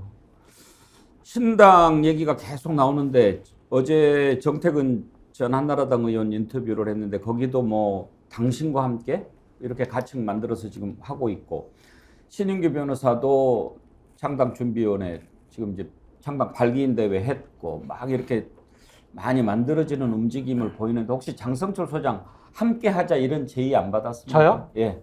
저는 그냥 정치 안 한다고 했기 때문에 저한테 함께 하자고는 안 하고요. 그분들이 막 행사를 하고 있잖아요. 그때 저보고 좀 와서 사회도 보고 좀 토론도 좀 하는 거는 계속 지금 뭐 제의가 들어오고 초청을 받고 있는데 이런 거 같아요. 분위기상 아직까지 그분들이 다 긴밀하게 야 우리 12월 말에 신당 만들게 되면 그때 다 요이 땅 해가지고 다 같이 함께 하자 이런 얘기는 하지 않고 있는 것 같고요. 서로 이제 공감대를 넓혀가는 그리고 명분을 쌓아가는 그런 단계인 것 같습니다. 그래서 결국에는 신당은 만들어질 수밖에 없고 지금 제3신당을 많이 준비하고 있었던 분들, 할 분들 다 결국에는 하나의 연석회의를 통해서 내년 1월쯤에는 신당이 만들어지지 않을까라고 전망해 봅니다. 그러면 짧게 하나 여쭤볼게요. 지금 얘기가 나오는 신당이 여러 군데가 있지 않습니까? 나중에 다 하나로 합쳐질 것 같습니까? 그렇게 될 가능성이 높은 것 같아요. 그래서 예를 들면 이제 박원석 의원 같은 경우에도 제가 아니 이현주, 이준석과 정치를 같이 안 해봤지만 결국에는 상식적이고 합리적인 사람들 그리고 비윤, 반윤 그렇지만 민주당에 갈 수 없는 분들이 분명히 활동 공간이 있다. 그러니까 같이 모여라. 다른 점 보지 말고 공통점이랑 같은 점을 보고 판단을 해봐라. 그거에 대해서는 그렇게 반박을 안 하더라고요. 그래서 금태섭이라든지 외곽에서 많이 준비하고 있는 분들 함께할 가능성이 높습니다. 신당 논의가 나오는 지금 시점에서 가장 주목받는 인물은 역시 이준석 전 대표지요. 어제 김종인 전 비대위원장을 찾아가서 30분 정도 얘기를 나눴다고 하는데 왜 만났을까 궁금하지요. 이준석 대표 뭐라고 얘기했는지 한번 들어보겠습니다. 김종인 장관님 자주 뵙는데 최근까지 뭐 상황에 대해서 얘기를 드렸고 그리고 항상 저한테 많은 조언을 하고 계시기 때문에 또 지금 같은 시점에서는 또 어떤 사람들을 만나봐라 그리고 또 어떤 사람들이랑 주로 상의를 해라 이런 것들도 말씀 주시고 저도 뭐 어떤 사람들과 상의하고 있다 그리고 이런 것들을 같이 뭐 공유하고 말씀드렸습니다. 그래서 제가 항상 어떤 중요한 행동을 하기 전에 많이 자문을 구하고 또 상의 드리는 분이니까 그런 과정의 일환이다라고 보시면 될 것 같습니다. 예. 인요한 위원장의 진단이 뭐였나요? 당에다 쓴 약을 먹이겠다 이렇게 있어요. 예, 지금 국민들이 당의 불만이 아니라 딴 데 불만이 있는데 왜 당에다 쓴 약을 먹입니까?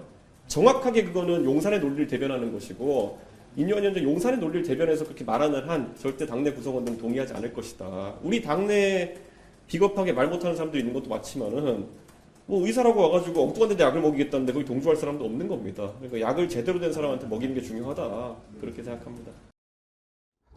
오늘 뭐 징계 취소 결의를 했다고 하죠. 이준석, 김철근, 홍준표, 김재원 네 사람에 대해서. 그리고 인요한 위원장 계속 이준석 대표 만나자 손짓을 하지만 만나주지 않고 김종인 위원장을 찾아갔습니다. 저 인터뷰에서 김종욱 교수 딱 와닿는 표현이 중요한 행동을 하기 전에 만나는 사람. 이 부분이 좀 꽂히는데 신당 한다고 봐야 되겠죠? 저 정도면 제가 볼 때는 신당 자락을 깔아놓고 가는 거라고 보고요. 그러니까 뭐 제가 볼 때 이준석 전 당대표 입장에서는 뭐 당을 만들건 무소속으로 나가건 그냥 꽃놀이 패예요. 근데 이왕이면 신당을 만들어서 규모 있게 가는 것 자체가 본인의 미래를 위해서는 가장 중요한 비전이 될 수 있겠죠. 그래서 저는 자락을 깐다는 생각이 들고, 근데 이준석 당대표가 최근에는 맞는 말을 많이 하는 것 같아요. 최근에 마약 얘기가 많이 나오는데, 뭐, 왜 다른 데서 약을 먹이냐, 이런 얘기를 하는데, 보니까 제가 볼 때 인요한 혁신위원장이 진짜 이 마약을 먹이는 것 같은 느낌이 들어요. 국민의힘에다가 약간 쾌감을 갖게 만들게 하고, 실제적으로 몸이 망가지는 상태를 만들어내는 것 같다는 생각이 들어서, 근데 이제 문제의 핵심은, 지금이야 예를 들면 신당을 만든다고 얘기해서 어떤 출발의 효과를 낼 수 있는 측면은 분명히 있죠. 그러니까 많은 국민들이 아우 국민의힘도 싫어, 민주당도 싫어 이런 생각이 있어서 폭발적으로 지지를 보내겠습니다만 그렇다고 이준석과 제3지대를 하는 사람들이 또 예를 들면 대단히 뛰어나게 민심을 따라가는 정치를 하고 있는가? 그것도 또 알 수 없는 상황이어서 시간이 지나면서 만약에 제3지대 정당의 지지율이 하락했을 때 저는 잘못하면 또 이 비례대표를 가지고 박터지게 싸우는 정당 구조로 갈 수도 있다는 생각이 들어서 지금이야 저희가 좋게 볼지 모르겠어요. 선택지가 더 많아지니까요. 하지만 소위 국민의힘 민주당만 혁신할 게 아니라 제3지대도 혁신하지 않는다면 저는 12월 효과가 더 작아질 수 있다는 생각이 들어서 뭐 이해하자. 제가 볼 때 이준석 하기 나름이다. 이런 생각이 들기도 합니다. 김준혁 교수는 이준석 신당 가능성 몇 %나 보십니까? 전 개인적으로 상당히 높이 평가를 합니다. 원내 교섭단체 지위까지 얻을 수 있지 않느냐. 제가 뭐 여담이긴 한데 어제 이현주 의원님하고 한참 통화하면서 제가 이거 이준석 신당 같이 하시는 거냐 그랬더니 자주 만난다. 그래서 저는 상당히 파괴력이 좀 있을 것 같다. 저는 아까 그 장성철 소장님 말씀하셨던 영남 지역에 지금 이제 영남 삼선들을 뭐 다 수도권 험지로 가라 뭐 이런 이야기 하고 있는데 저는 뭐 100% 윤석열 대통령 측근 검사들로 상당히 자락이 깔려질 거다. 그럼 거기에 반발돼서 이준석 신당을 지지하는 분들이 늘어나게 되면 그럼 그 지역에서 얻는 의석수 그리고 그것이 시너지 효과가 돼서 비례 의석수 합치게 되면 저는 20석 정도 원내 교섭단체 지위를 충분히 얻을 수 있다. 그래서 이 부분이 민주당 그리고 국민의힘 전체적으로 이렇게 두 정당한테 상당히 큰 피해를 줄 수 있는 그런데 어찌 보면은 합리적 보수 정당이 나오게 된다면은 또 민생을 추진하는 그런 또 정당이 된다면은 국가 전체를 봐서는 합리적 방향으로 나갈 수 있는 오히려 좋은 정책을 논의하고 그 속에서 국가 발전을 추진하는 아까 보니까 발전 전략연구소 연구소 이름이 대한발전전략연구소더라고요. 대안을 발전시킬 수 있는 전략을 함께 논의하면 뭐 그거 좋은 거 아니겠습니까? 예. 자, 끝으로 짧게 하나 따져보겠습니다. 윤석열 대통령 글쎄 이걸 달라졌다고 해야 될까요? 아무튼 좀 나와서 만나기는 만납니다. 좀 사람 좀 만나서 얘기도 듣고 그러라고 하는데 어제는 마포에 있는 한 카페에서 비상경제민생회의 이걸 열어가지고 참석자들과 얘기를 나눴습니다. 기자회견을 하라고 그렇게 얘기를 해도 이렇게 하는데 아무튼 이런 거라도 해서 자꾸 듣고 이야기하면 좋겠는데 놀라운 사실은 본인 에서 탄핵 얘기가 나왔다는 것 아니겠습니까? 한번 들어보시죠. 저는 지금 같은 이런 정치 과잉 시대에 유불리를 안 따지겠다 그랬습니다. 선거를 위한 정치가 아니라 정말 국민을 위한 정치, 그리고 어려운 분들을 위한 정치를 하겠다고 했고, 제가 어제 국회에서의 예산안 관련한 시정연설에서도 그 점을 분명하게 했습니다. 이거를 어려운 서민들을 두툼하게 지원해 주는 쪽으로 예산을 좀 재배치를 시키면 아우성입니다. 아우성이에요. 내년 선거 때 보자. 아주 탄핵시킨다. 뭐 이런 얘기까지 막 나옵니다. 그래서 제가 하라면 하십시오. 그렇지만 여기에는 써야 된다. 그러나 우리 재정을 더 늘리면 그러면 물가 때문에 또 서민들이 죽는다. 어쨌든 그런 누구의 탓으로 돌리지 않고 대통령이 제 책임, 또 제가 맡고 있는 우리 정부의 책임이라는 확고한 인식을 가지고 여러분들 오늘 말씀을 잘 경청해서 여러분들도 본인 개인의 일뿐만이 아니라 또 그 주변의 저 상황들을 다 알고 어떻게 보면 대변해서 말씀하시는 거라고 생각을 하고, 저희들이 하여튼 잘 경청해서 하여튼 국정에 제대로 반영하도록 그렇게 하겠습니다. 모든 거는 제 책임입니다. 제가 잘 하겠습니다.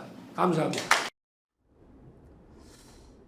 잘 좀 했으면 좋겠는데 저 얘기를 듣고 좀 놀란 분들이 많죠. 우리가 그동안 탄핵 입에 올리기가 좀 조심스러운 발언이었는데 대통령 본인이 저렇게 탄핵이라는 얘기를 하니까 탄핵이라는 말을 저렇게 이제 해도 되는가 그런 생각도 들고, 김두수 대표 저런 표현을 쓴 이유가 있을 것 같은데요.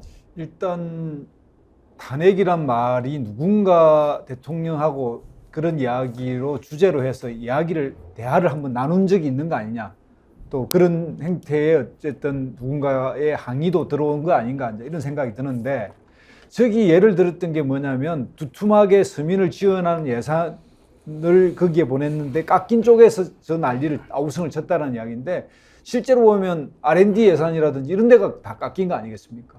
그리고 오히려 진짜 서민들을 이해한다고 하는 이런 복지 예산이나 뭐 장애인, 사회적 약자 이런 예산을 오히려 더 깎였는데, 본인이 저걸 정확하게 알고 하는 이야기인지 그냥 또 관료들이 써준 이야기에 자기께 적나가도 생각해서 거기에 이제 마취돼서 하는 이야기인지 모르겠습니다. 그 이야기를 하면서 만약에 이런 예산을 가지고 편성하면 내년 총선에 이렇게 해서 탄핵될 거다 이제 이런 이야기를 해서 나름의 미래를 예측하는 능력은 있는 거 아닌가 하는 생각도 듭니다.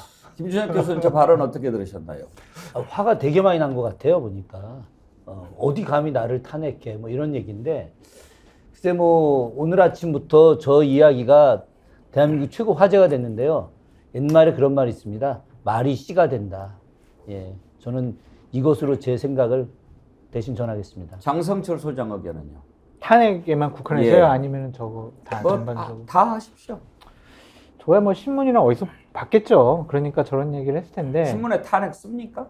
아니 뭐 어떤 의원이 탄핵 얘기를 했다 뭐 그러한 얘기들이 많이 보도는 됐었잖아요. 그리고 본인이 앞으로 자기 책임 정치를 하겠다라는 강한 의지의 표현으로 유불리 따지지 않겠다, 그런 강력한 의지의 표현이라고 보여지는데, 그러니까 말은 되게 청산 뉴스처럼 잘하시지만 그 말에 약속을 지키는 게 더 중요해 보여요. 제가 꼭 지적하고 싶은 거는 어려운 서민 지갑 두둑히 하겠다.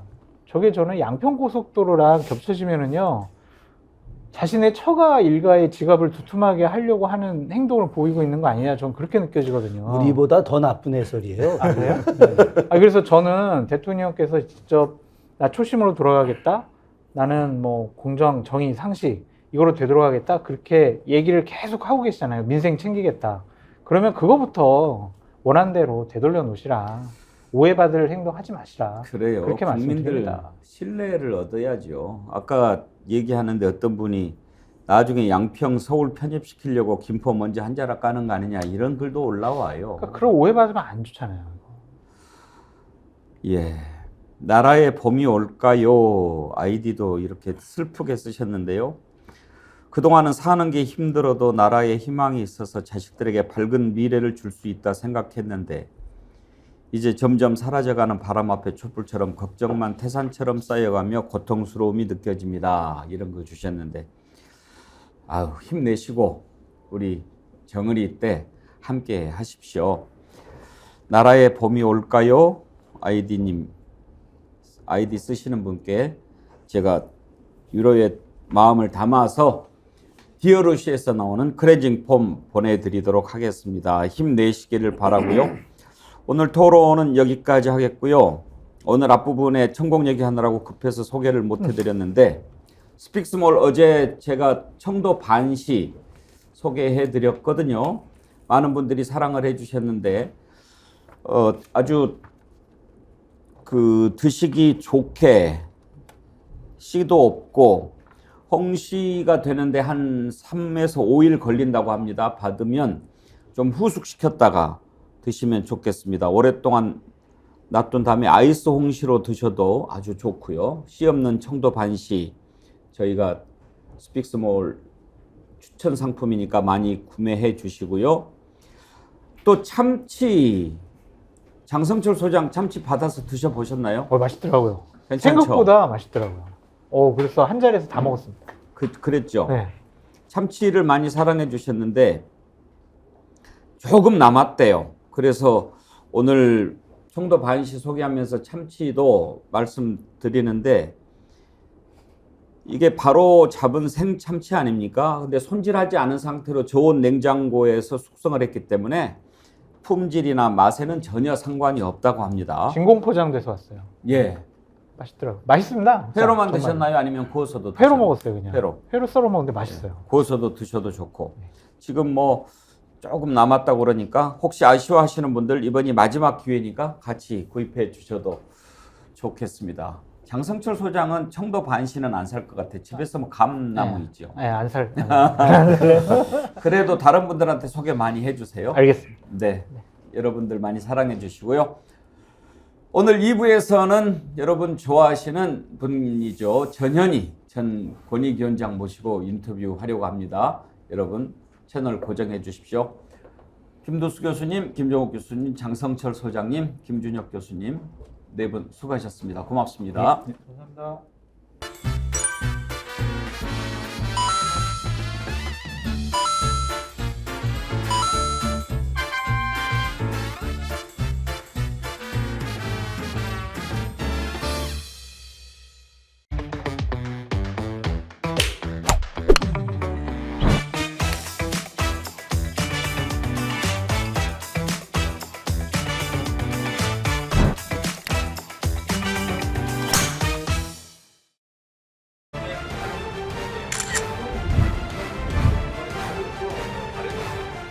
뉴스는 가시도 친 생선과 같습니다. 잘 발라 드셔야 됩니다. 제가 발라드리겠습니다. 노정면의 뉴발. 자유, 식물성 오메가3 500개 한정, 물 없이 입안에서 톡 터뜨려서 먹는 오메가3. 들기름 맛. 이름 맛인데? 심지어 이것도 맛있어요. 심지어 이것도 맛있어. 네네. 네, 오늘 2부에서는 전현희 전 국민권익위원장 모시고 인터뷰하도록 하겠습니다. 어서 오십시오. 안녕하세요. 권익위원장 그만두신 지가 얼마나 됐습니까? 7, 8, 9, 10, 4달이 지난 것 같습니다. 그런데 요즘에 또 국정감사에서 계속 조은석 감사위원 얘기가 나오니까 아직도 전현희 위원장 이름이 계속 나옵니다. 하나하나 좀 들어보도록 하고, 마지막에 권익위원장 하시면서 참 마음고생 많으셨을 것 같아요. 윤석열 대통령 당선 이후에 국무회의 하는데 오지 말라고 그랬다면서요. 네, 그게 이제 1년 동안 제가 윤석열 정권 탄압이 시작되는 신호탄이었던 것 같습니다. 그래서 국무회의 참석이 배제되고 저를 그러니까 권익위원장으로 이 정부에서는 인정하지 않는다, 그런 이제 그 의사 표시였다 생각하고요. 그 이후로 이제 뭐 집권 여당 국회의원들, 실세 국회의원들, 보수 언론, 뭐 극우 유튜브 이런 걸 총동원해서 저한테 이제 사퇴 압박 총공세를 퍼부었죠. 대통령이 그런 식으로 나오면 밑에서 직원들이 위원장 말 잘 안 듣고 그러지 않습니까? 다행히 권익위의 직원들이 저를 존중해주고 또 업무에는 큰 차질은 없었다 이렇게 생각을 하고요. 그리고 또 저에게 몰래 응원해주는 직원들도 많아서 제가 무사히 임기를 마무리하는 그런 또 힘이 되지 않았나 생각하고요. 굉장히 고맙게 생각을 하고 있습니다. 노골적으로 물러나라 이런 얘기를 계속 그 정부 여당에서 막 하고 그랬는데 왜 끝까지 해야 되겠다 생각하셨습니까? 일단 저의 임기는 법에 임기 3년이 정해져 있고요. 그리고 권익위는 또 독립된 기관입니다. 그래서 정권과 무관하게 업무를 독립적으로 수행을 해야 되는 그런 기관이기 때문에 당연히 그런 이제 역할을 제가 위원장으로서 하는 게 제 임무다 이런 생각을 했고요. 또 무엇보다 그렇게 하는 것이 법률을 지키는 것이고 또 그런 이제 사명감이 있었고요. 또 하나는 그런 법에 정해진 법치주의를 무시하는 그런 행위에 대해서 좀 참을 수 없는 분노를 느꼈고 무엇보다 또 그런 행위 자체가 이거는 분명히 정의롭지 못하다, 불이다. 더구나 이 정부의 철학, 국정 철학이 공정과 상식이잖아요. 아니요. 그렇게 이제 주장을 하고 그런 있습니다. 식으로 처음에 시작한 것 같아요. 네, 그렇게 주장을 했고 그러면 법을 지키는 게 무엇보다 상식이라는 게 그냥 당연한 건데 그 법을 무시하고 공개적으로 부끄러움도 없이 사퇴하라 이렇게 하는 거는 그는 법치주의 훼손이고 불이다. 그래서 거기에 제가 네, 알겠습니다. 그만두겠습니다 하는 거는 그는 정의롭지 못한 거고 불의에 무릎 꿇는 거다. 그래서 비겁하게 도망치기보다는 당당하게 맞서 싸우겠다. 그런 생각을 했었습니다. 알아서 물러나 줬으면 했는데 이제 안 나가고 그렇게 지키고 계시니까 감사원에서 이제 칼을 들이댄 것 아닙니까? 그런데 그때 징계를 했습니까? 감사원이? 감사원이 이제 처음부터 그 감사 계획에 보면 저를 감사를 하고 그리고 그 내용을 가지고 검찰에 수사 요청하겠다. 이 계획을 수립을 하고 감사를 들어온 걸로 최근에 밝혀졌습니다.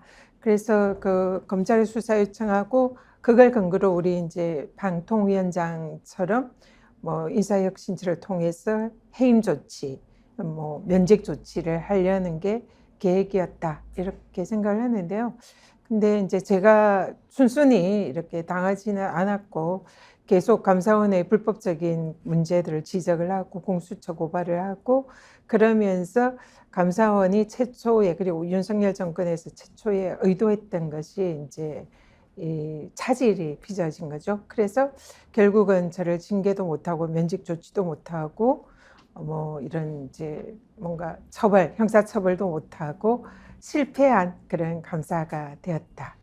그때 징계 사유로 이렇게 나왔던 것이 뭐 지각을 많이 했다 그런 것도 있었고 그랬죠.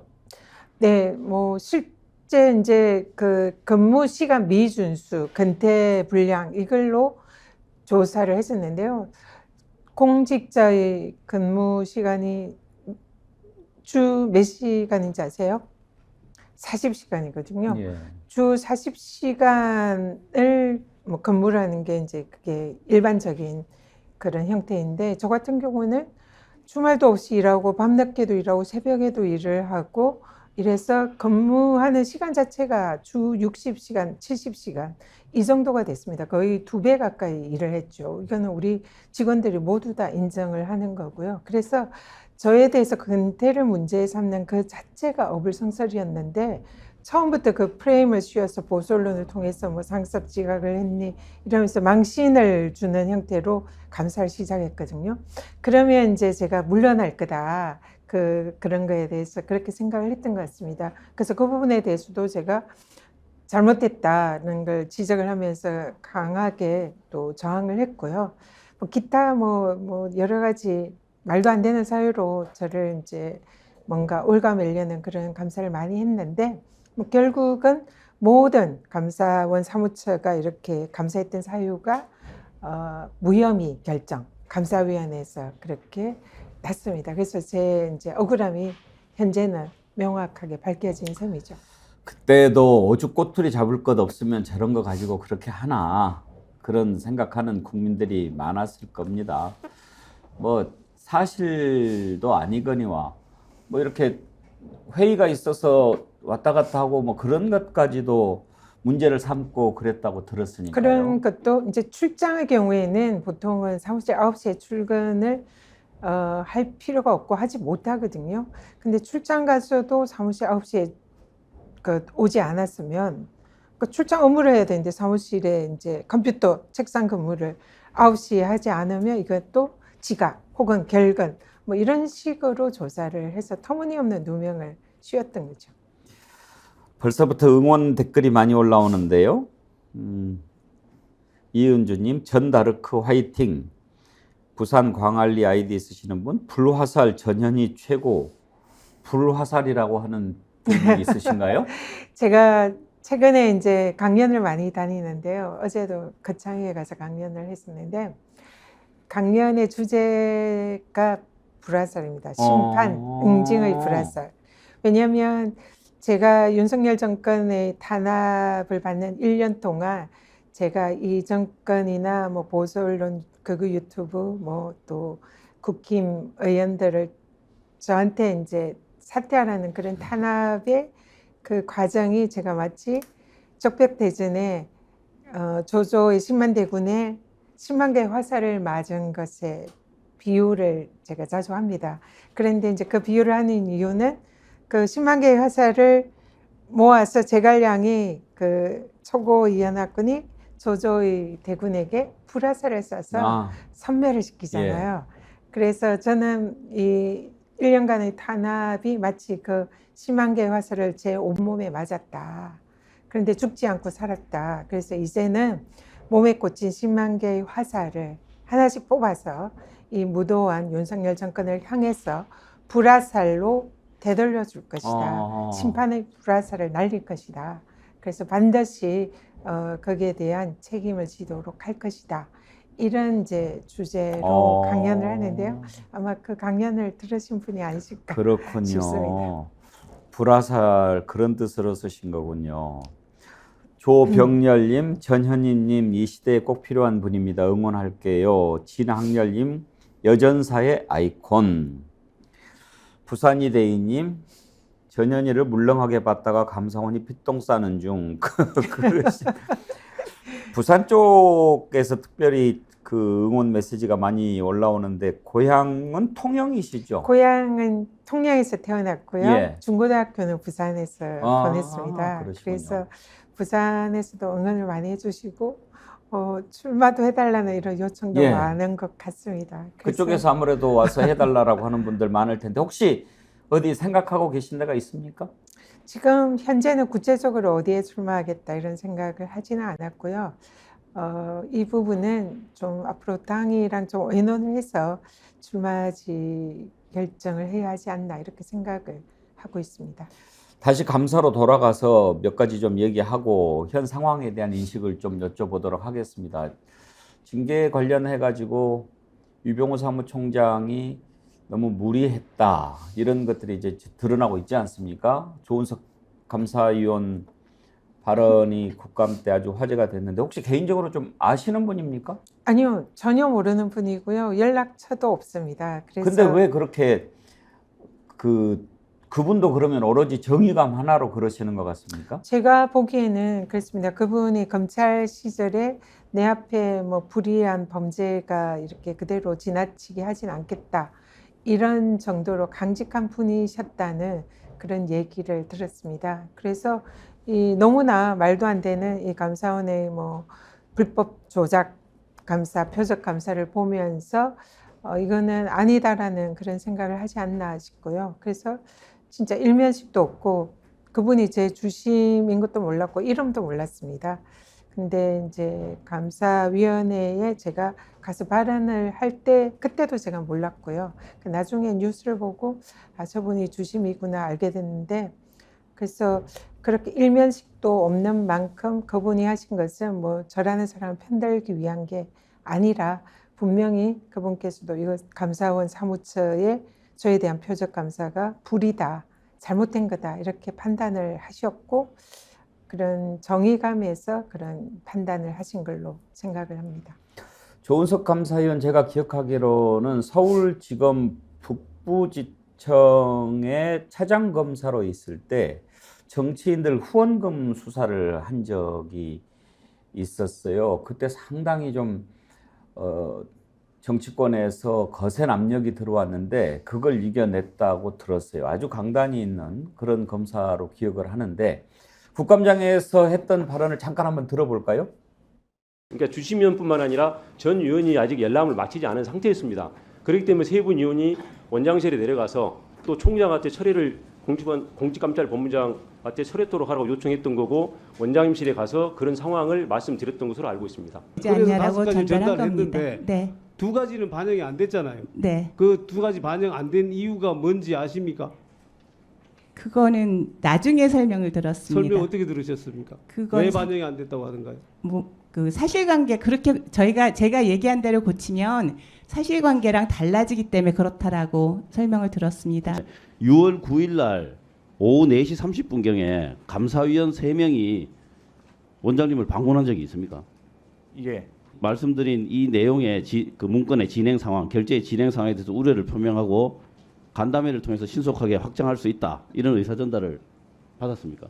지금 뭔가 지금 시행 절차를 밟고 있는 것 같다. 이걸 좀 중지시켜 달라. 이제 그런 요청을 제가 받았습니다. 중지시켜 달라. 예. 그다음에 그래서 시행 중단을 지시하셨습니까?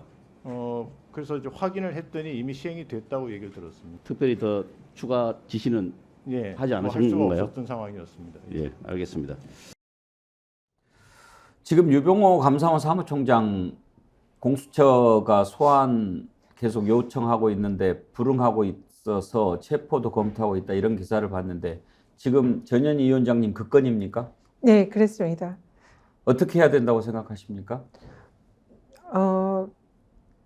지금 감사원에서 저를 감사를 할 때에 당시에 국정감사 중이었기 때문에 제가 종합감사 이후에 조사를 받겠다. 날짜까지 지정을 해서 여기에 조사를 받겠다. 이렇게 공문을 보냈습니다. 근데 그때 감사원이 국정감사 이후에 조사를 받겠다는 저의 요청을 단칼에 거부하고 바로 저를 감사 불응을 했다는 이유로 감사방해죄로 대검에 수사 요청을 했었습니다. 저한테 대해서는 그렇게 제가 조사를 안 받겠다는 것도 아니고 정말 조사를 받겠다라고 언제 조사 받을 수 있다라는 그런 것까지 보냈는데도 국감을 이유로 조사를 이제 좀 연기해달라는 이거를 무시를 하고 거부하고 그냥 조사 안 받는다고 수사 요청을 한 거예요, 감사원 사무처가. 근데 지금 정반대로 자신들이 공수처 수사 소환을 하는데 그냥 처음에는 국감 때문에 안 되겠다 그랬더니 그 다음에는 직원들하고 조사 순서가 이거는 좀 안 되겠다 이런 이유로 조사에 3차례 불응을 했습니다. 그리고 이거는 자신들의 기준에 비추어도 해서는 안 되는 일이죠. 그리고 또 하나는 중요한 것은 지금 증거인멸 우려가 매우 높습니다. 지금 감사원이 지금 제보자, 저에 대한 제보자에 대해서도 그 증거를 지금 사실상 다 없앤 것 같고요. 그리고 방금 이 사안이 보면 감사원 사무처의 중요한 혐의 중에 하나인데요. 조은석 주심위원이 말하는 이게 감사위원들을 패싱하고 사무처가 저의 감사 결과 보고서를 외부에 공개 발표를 한 겁니다. 근데 이건 감사원법 위반이에요. 그러니까 제가 모든 게 무혐의 결정이 났는데 이 무혐의 결정을 한 감사위원들을 그 결과를 일종의 조작을 해서 마치 제가 문제가 있는 것처럼 감사 결과 보고서를 내보내려고 하다 보니 감사위원들이 동의를 안 해줄 것 같잖아요. 그러니까 아예 감사위원들을 패싱을 하고 그냥 공개를 한 겁니다. 그래서 이거는 뭐 완벽한 직권남용이고 범죄 행위에 해당할 수가 있거든요. 그래서 이런 범죄 행위를 증거 조작을 하고 또 그걸 하기 위해서 그 컴퓨터 전자위 변작했다는 것도 이번 국감에서 밝혀졌거든요. 그래서 이런 증거인멸과 증거 조작 행위가 이미 밝혀진 것도 있고 또 지금 감사원 사무처 직원들을 조사에 응하지 않고 있습니다. 이건 위에서 뭔가 위력이나 뭐 그런 강압적인 분위기를 형성한 게 아닐까라는 추정이 되는 거고요. 그래서 공수처 수사를 방해할 우려, 비협조하는 거, 그리고 증거인멸 우려가 지금 너무나 뚜렷하고 이미 증거인멸한 정황도 많기 때문에 당연히 세 차례나 불응을 한 이상 이번에 이제 4번째 소환을 했다고 합니다. 이것까지 불응을 한다면 당연히 구속 수사로 체포해야 한다고 전환돼야 생각하시는 거죠? 된다. 할 수 있을 거라고 보십니까? 공수처에서는 일반적인 수사 절차에 따라서 하겠다라고 얘기를 처장이나 담당 부장 검사께서 국감에서 말씀하신 만큼 일반적인 수사 절차는 이 경우 통상 체포영장 발부하고 구속 수사, 강제 수사로 전환되거든요. 당연히 그렇게 해야 하고 그렇게 할 거라고 생각을 합니다. 유병호 사무총장 얘기가 나왔으니까 좀 여쭤보겠는데요. 이제 권익위원장 하셨지 않습니까? 이 옛날에도 왕차관 이런 얘기가 있었습니다만 장관보다 더 행세를 하는 차관들, 지금 감사원 같은 경우에 특별히 보면 누가 감사원장인지를 모르겠어요. 최재해 감사원장은 아주 뭐 그냥 여러 개 하고 있고 뒤에서 계속 코치하고 짧게 하세요 이렇게 하고 이런 식으로 막 하는 감사원 사무총장. 그리고 이번에 이제 논란이 돼서 그만두긴 했습니다만 관광공사 같은 경우에 부사장이 완전히 사장 제치고 일하다가 또 그만두고 그러지 않았습니까? 오죽하면 뭐 용산 대통령실에서까지 실세 차관으로 꾸려가겠다는 말까지 나왔으니까 이렇게 되면 어떤 문제가 생깁니까? 이 정권의 특징이, 윤석열 정권의 특징이 최근에 또 그 대통령실에 근무하던 비서관들을 각 부처의 차관으로 다 보냈잖아요. 그래서 차관을 통한 대통령실의 일종의 직할 체제 이런 걸 지금 이제 구상을 하고 있고 실제로 그렇게 하고 있는 걸로 보입니다. 그러면 이 공무원들의 정치적 중립성이 훼손됩니다. 그리고 또 대부분 지금 들리는 얘기는 그런 차관들이 선거에 나가려고 총선에 출마하려는 일종의 뭐 경력 쌓기 이런 걸 하고 있고요. 그리고 뭐 국토부의 경우에도 대통령실에서 내려간 국토부 차관이 지금 이제 그 김건희 고속도로, 양평 고속도로 이런 부분에 뭔가 영향력을 행사한 게 아닌가 이런 이제 의혹들도 제기가 되고 있죠. 그래서 이런 대통령실이 이 정부에 대해서 공무원의 정치성을 중립을 훼손시키면서 자신들이 원하는 방향으로 하려는 이런 거는 여러 가지 직권남용 소지나 또 그 중립성 훼손 우려가 있고요. 그래서 이런 부분에 대해서는 좀 공무원들이 자율성을 침해할 소지가 매우 높다. 그리고 그런 실세 차관들이 조직을 사실은 장악할 수가 없습니다. 공무원 조직이라는 게 오히려 공무원 조직을 얼어붙게 하죠. 그래서 복지 부동의 그런 이제 공무원 조직이 양산되고 그 결과는 고스란히 피해가 국민에게 가거든요. 그래서 그런 부분에 지금 유병호 사무총장도 사실은 차관급인데 그 감사원장을 사실상 허수아비로 만들면서 본인이 마치 감사원장, 장관급에 해당하는 듯한 실세 권력을 지금 누리는 듯한 그런 모습이잖아요. 이건 전혀 감사원이라는 조직을 위해서도 바람직하지 않고 감사원을 망치는 그런 길이다 이런 생각을 합니다. 반드시 대가를 치를 거라고 생각합니다.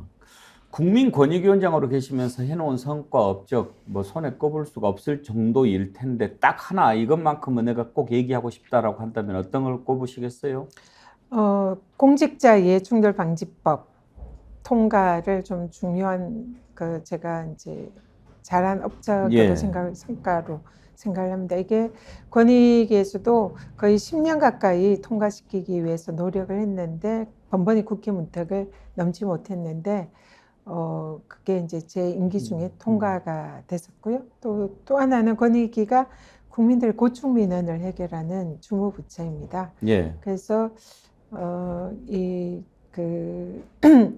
70년 동안 해결되지 않은 오래된 그 민원이 있었어요. 강원도의 양구 펀치볼 마을에 예. 그 땅을 경작을 하면 그 소유권을 정부가 주겠다.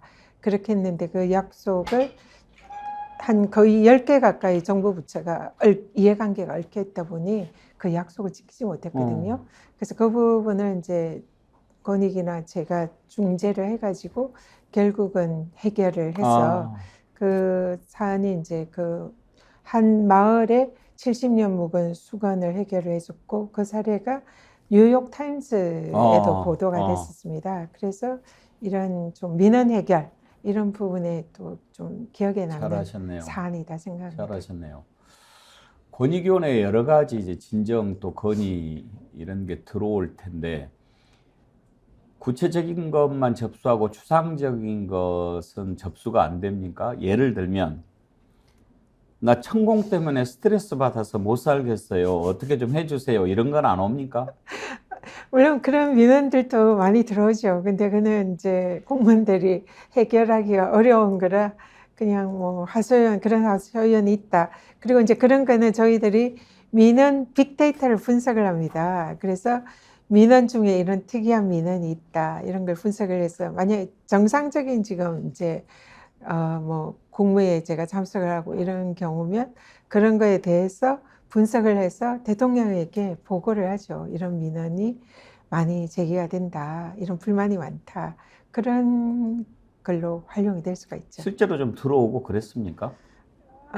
그는 제가 정확히 분석을 하지 않아서 모르겠지만 아마 꽤 들어오지 않았을까 생각을 합니다. 아니 오늘도 민주당에서 공개를 해서 저도 봤는데 저걸 그냥 우연이라고 봐야 되나 할 정도로 이게 계속되지 않습니까? 이게 있을 수 있는 일인가 싶은데 실제로 일어난단 말이에요. 네.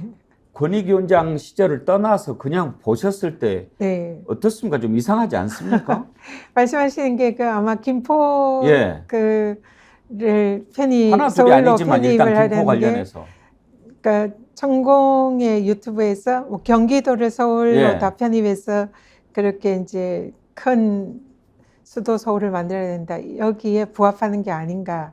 그런 이제 의문을 제기를 하는데 실제로 그동안 그 뭔가 좀 정부에서 뜬금없는 일을 한다. 이러면 그걸 찾아오면 늘 천공의 그런 이제 강의 유튜브에 그러니까요. 있다는 거죠. 그래서 뭐 그게 정확하게 인과관계가 있는지는 모르겠으나 일반 국민의 상식에 비추어 이건 좀 이상하다. 그래서 너무 용산에서 천공의 그런 뜻에 따르는 거 아닌가 이런 의문은 자연스럽게 가질 수 있을 거다 생각합니다. 그래서 그런 의문이 생기지 않도록 하는 게 그게 대통령의 일이고 또 정부의 일일 텐데 그런 뭐 오얏나무에서 갓을 매지 말라 그런 얘기도 있는데 그런 우연이 너무 많다 보니 그는 좀 정부에도 별로 좋지 않은 일이다 생각합니다. 알겠습니다. 오늘 이렇게 나와서 말씀해 주시니까 참 궁금했던 것들도 많이 풀리고 한 가지 끝으로 좀 여쭤보고 싶은 것은 쭉 이렇게 지켜보셨을 때 두 정부를 거치셨는데 윤석열 정부가 들어서서 지금 하고 있는 것 중에서 이건 정말로 안 된다. 이렇게 하면 안 된다. 라고 하는 것 어떤 걸 생각하십니까? 윤석열 제가 문재인 정부랑 윤석열 정부 이제 문재인 정부 2년, 윤석열 정부 1년인데요. 일단은 제가 경험한 문재인 정부는 대통령께서 이 각 부처랑 공무원들의 자율성을 굉장히 존중해 주셨습니다. 위에서 이래라 저래라 이런 지시나 이런 게 거의 없었고요.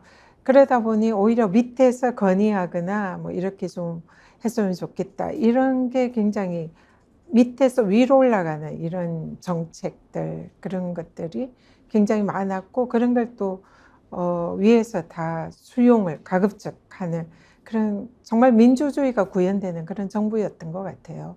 근데 일단 윤석열 정부는 그 반대의 느낌 위에서 내려가고 위에서 찍어 누르는 그런 형태의 정부의 모습을 가지고 있고요. 이 부분은 지금 많은 부작용이 나고 있고 또 그로 인해서 민심 위반이 나고 있습니다. 그래서 좀 더 아래에서 그 공무원들 공직사회의 자율성을 존중해서 민주적인 절차를 좀 존중할 필요가 있다. 그런 생각이 들고 또 하나는 이 정부가 너무 권력기관을 이용한 일종의 공포 정치를 하고 있다. 이렇게 생각이 듭니다. 뭐 감사원이 지금 정권의 국정운영 지원기관이라고 감사원장이 얘기할 정도로 이 정권을 지탱하는 사정기관으로서 역할을 하고 전 정부 인사, 민주진영 인사들을 탄압하는 역할을 하고 있고 또 검찰을 통한 그런 그 역할. 그러니까 감사원과 검찰이라는 이 권력기관을 이용한 그런 공포 정치가 이 정권의 사실 지지율이 바닥인데도 지탱하는 그 동력이 아닌가 생각이 들 정도 그런 역할을 하거든요. 그래서 이런 부분은 대통령께서 그런 권력기관을 이용해서 통치를 하려는 그런 생각을 없애야 된다 생각합니다. 그래서 민주주의를 존중하고 절차와 법치주의, 국정 철학으로 내세웠던 공정과 상식, 이 그 마음으로 돌아가면 뭐 대통령 지지율도 높아질 거고 국민들이 행복해질 거다 생각을 하고요. 그래서 국민이 행복한 정치를 하시기를 바랍니다. 저도 그렇게 바랍니다만 제가 기대를 하고 있다고 그러면은 혼내는 분들이 많습니다. 너는 아직도 기대는 난망인 것 같습니다. 바뀌지 않을 거라는 생각이 듭니다. 그래서 절망스럽죠. 인터뷰는 여기까지 하겠는데요. 오늘 응원 댓글이 많이 올라와서 몇 분만 소개를 해드리고 마치겠습니다. 이상부님, 전현희 위원장님 정치 여정과 담대함을 보면 고 노무현 대통령님이 생각납니다. 감사하고 응원하겠습니다. 가분한 말씀이십니다. 외톨이나무님, 문 대통령이 제일 잘한 인사가 이 누나다. 김영일님 슈퍼챗 보내주시면서요. 전현희 위원장님 지금처럼만 활동해 주시고 내년에 국회 입성하셔서 감사원 사무총장 뒤지게 조져보시오. 뭐 조질라고 국회의원 하는 건 아닙니다만. 목포의 어매님이 전현희 이름 성함으로 삼행시를 만들어 주셨는데 네. 이걸로 한번 궁금하네요. 소개해 볼까요? 네. 운을 좀 떼주십시오. 전현이 잘못 건드렸다. 현명한 두뇌와 불굴의 의지를 가지신 분. 희망을 전현희로부터 본다. 아유, 감사합니다. 너무 네, 황송한 글입니다. 목포 어매님 삼행시 감사합니다. 어매님 삼행시 당첨되셨습니다. 너무 감사합니다. 디어루시에서 나온 클렌징 폼 보내드리도록 하겠습니다. 오늘 국민의힘 국민권익위원장 지내신 전현희 위원장 모시고 얘기 나눠봤는데요. 근황을 많이 못 살폈습니다. 다음에 시간이 되면 또 한번 나와 주십시오. 네, 우리 앵커님과 함께하게 돼서 영광이었습니다. 오늘 뵙게 돼서 반가웠습니다. 고맙습니다. 감사합니다. 네. 네, 함께해 주신 여러분 감사합니다. 이어지는 박시동의 경제본색 많이 사랑해 주시고요. 그리고 다시 한번 시 없는 청도반시 소개합니다. 참치도 조금 남았다고 하니까요. 스픽스몰에서 많이 구입해 주시면 스픽스의 힘이 됩니다. 정어리 때 구독도 많이 권유해 주시고요. 저는 내일 다시 뵙겠습니다. 고맙습니다.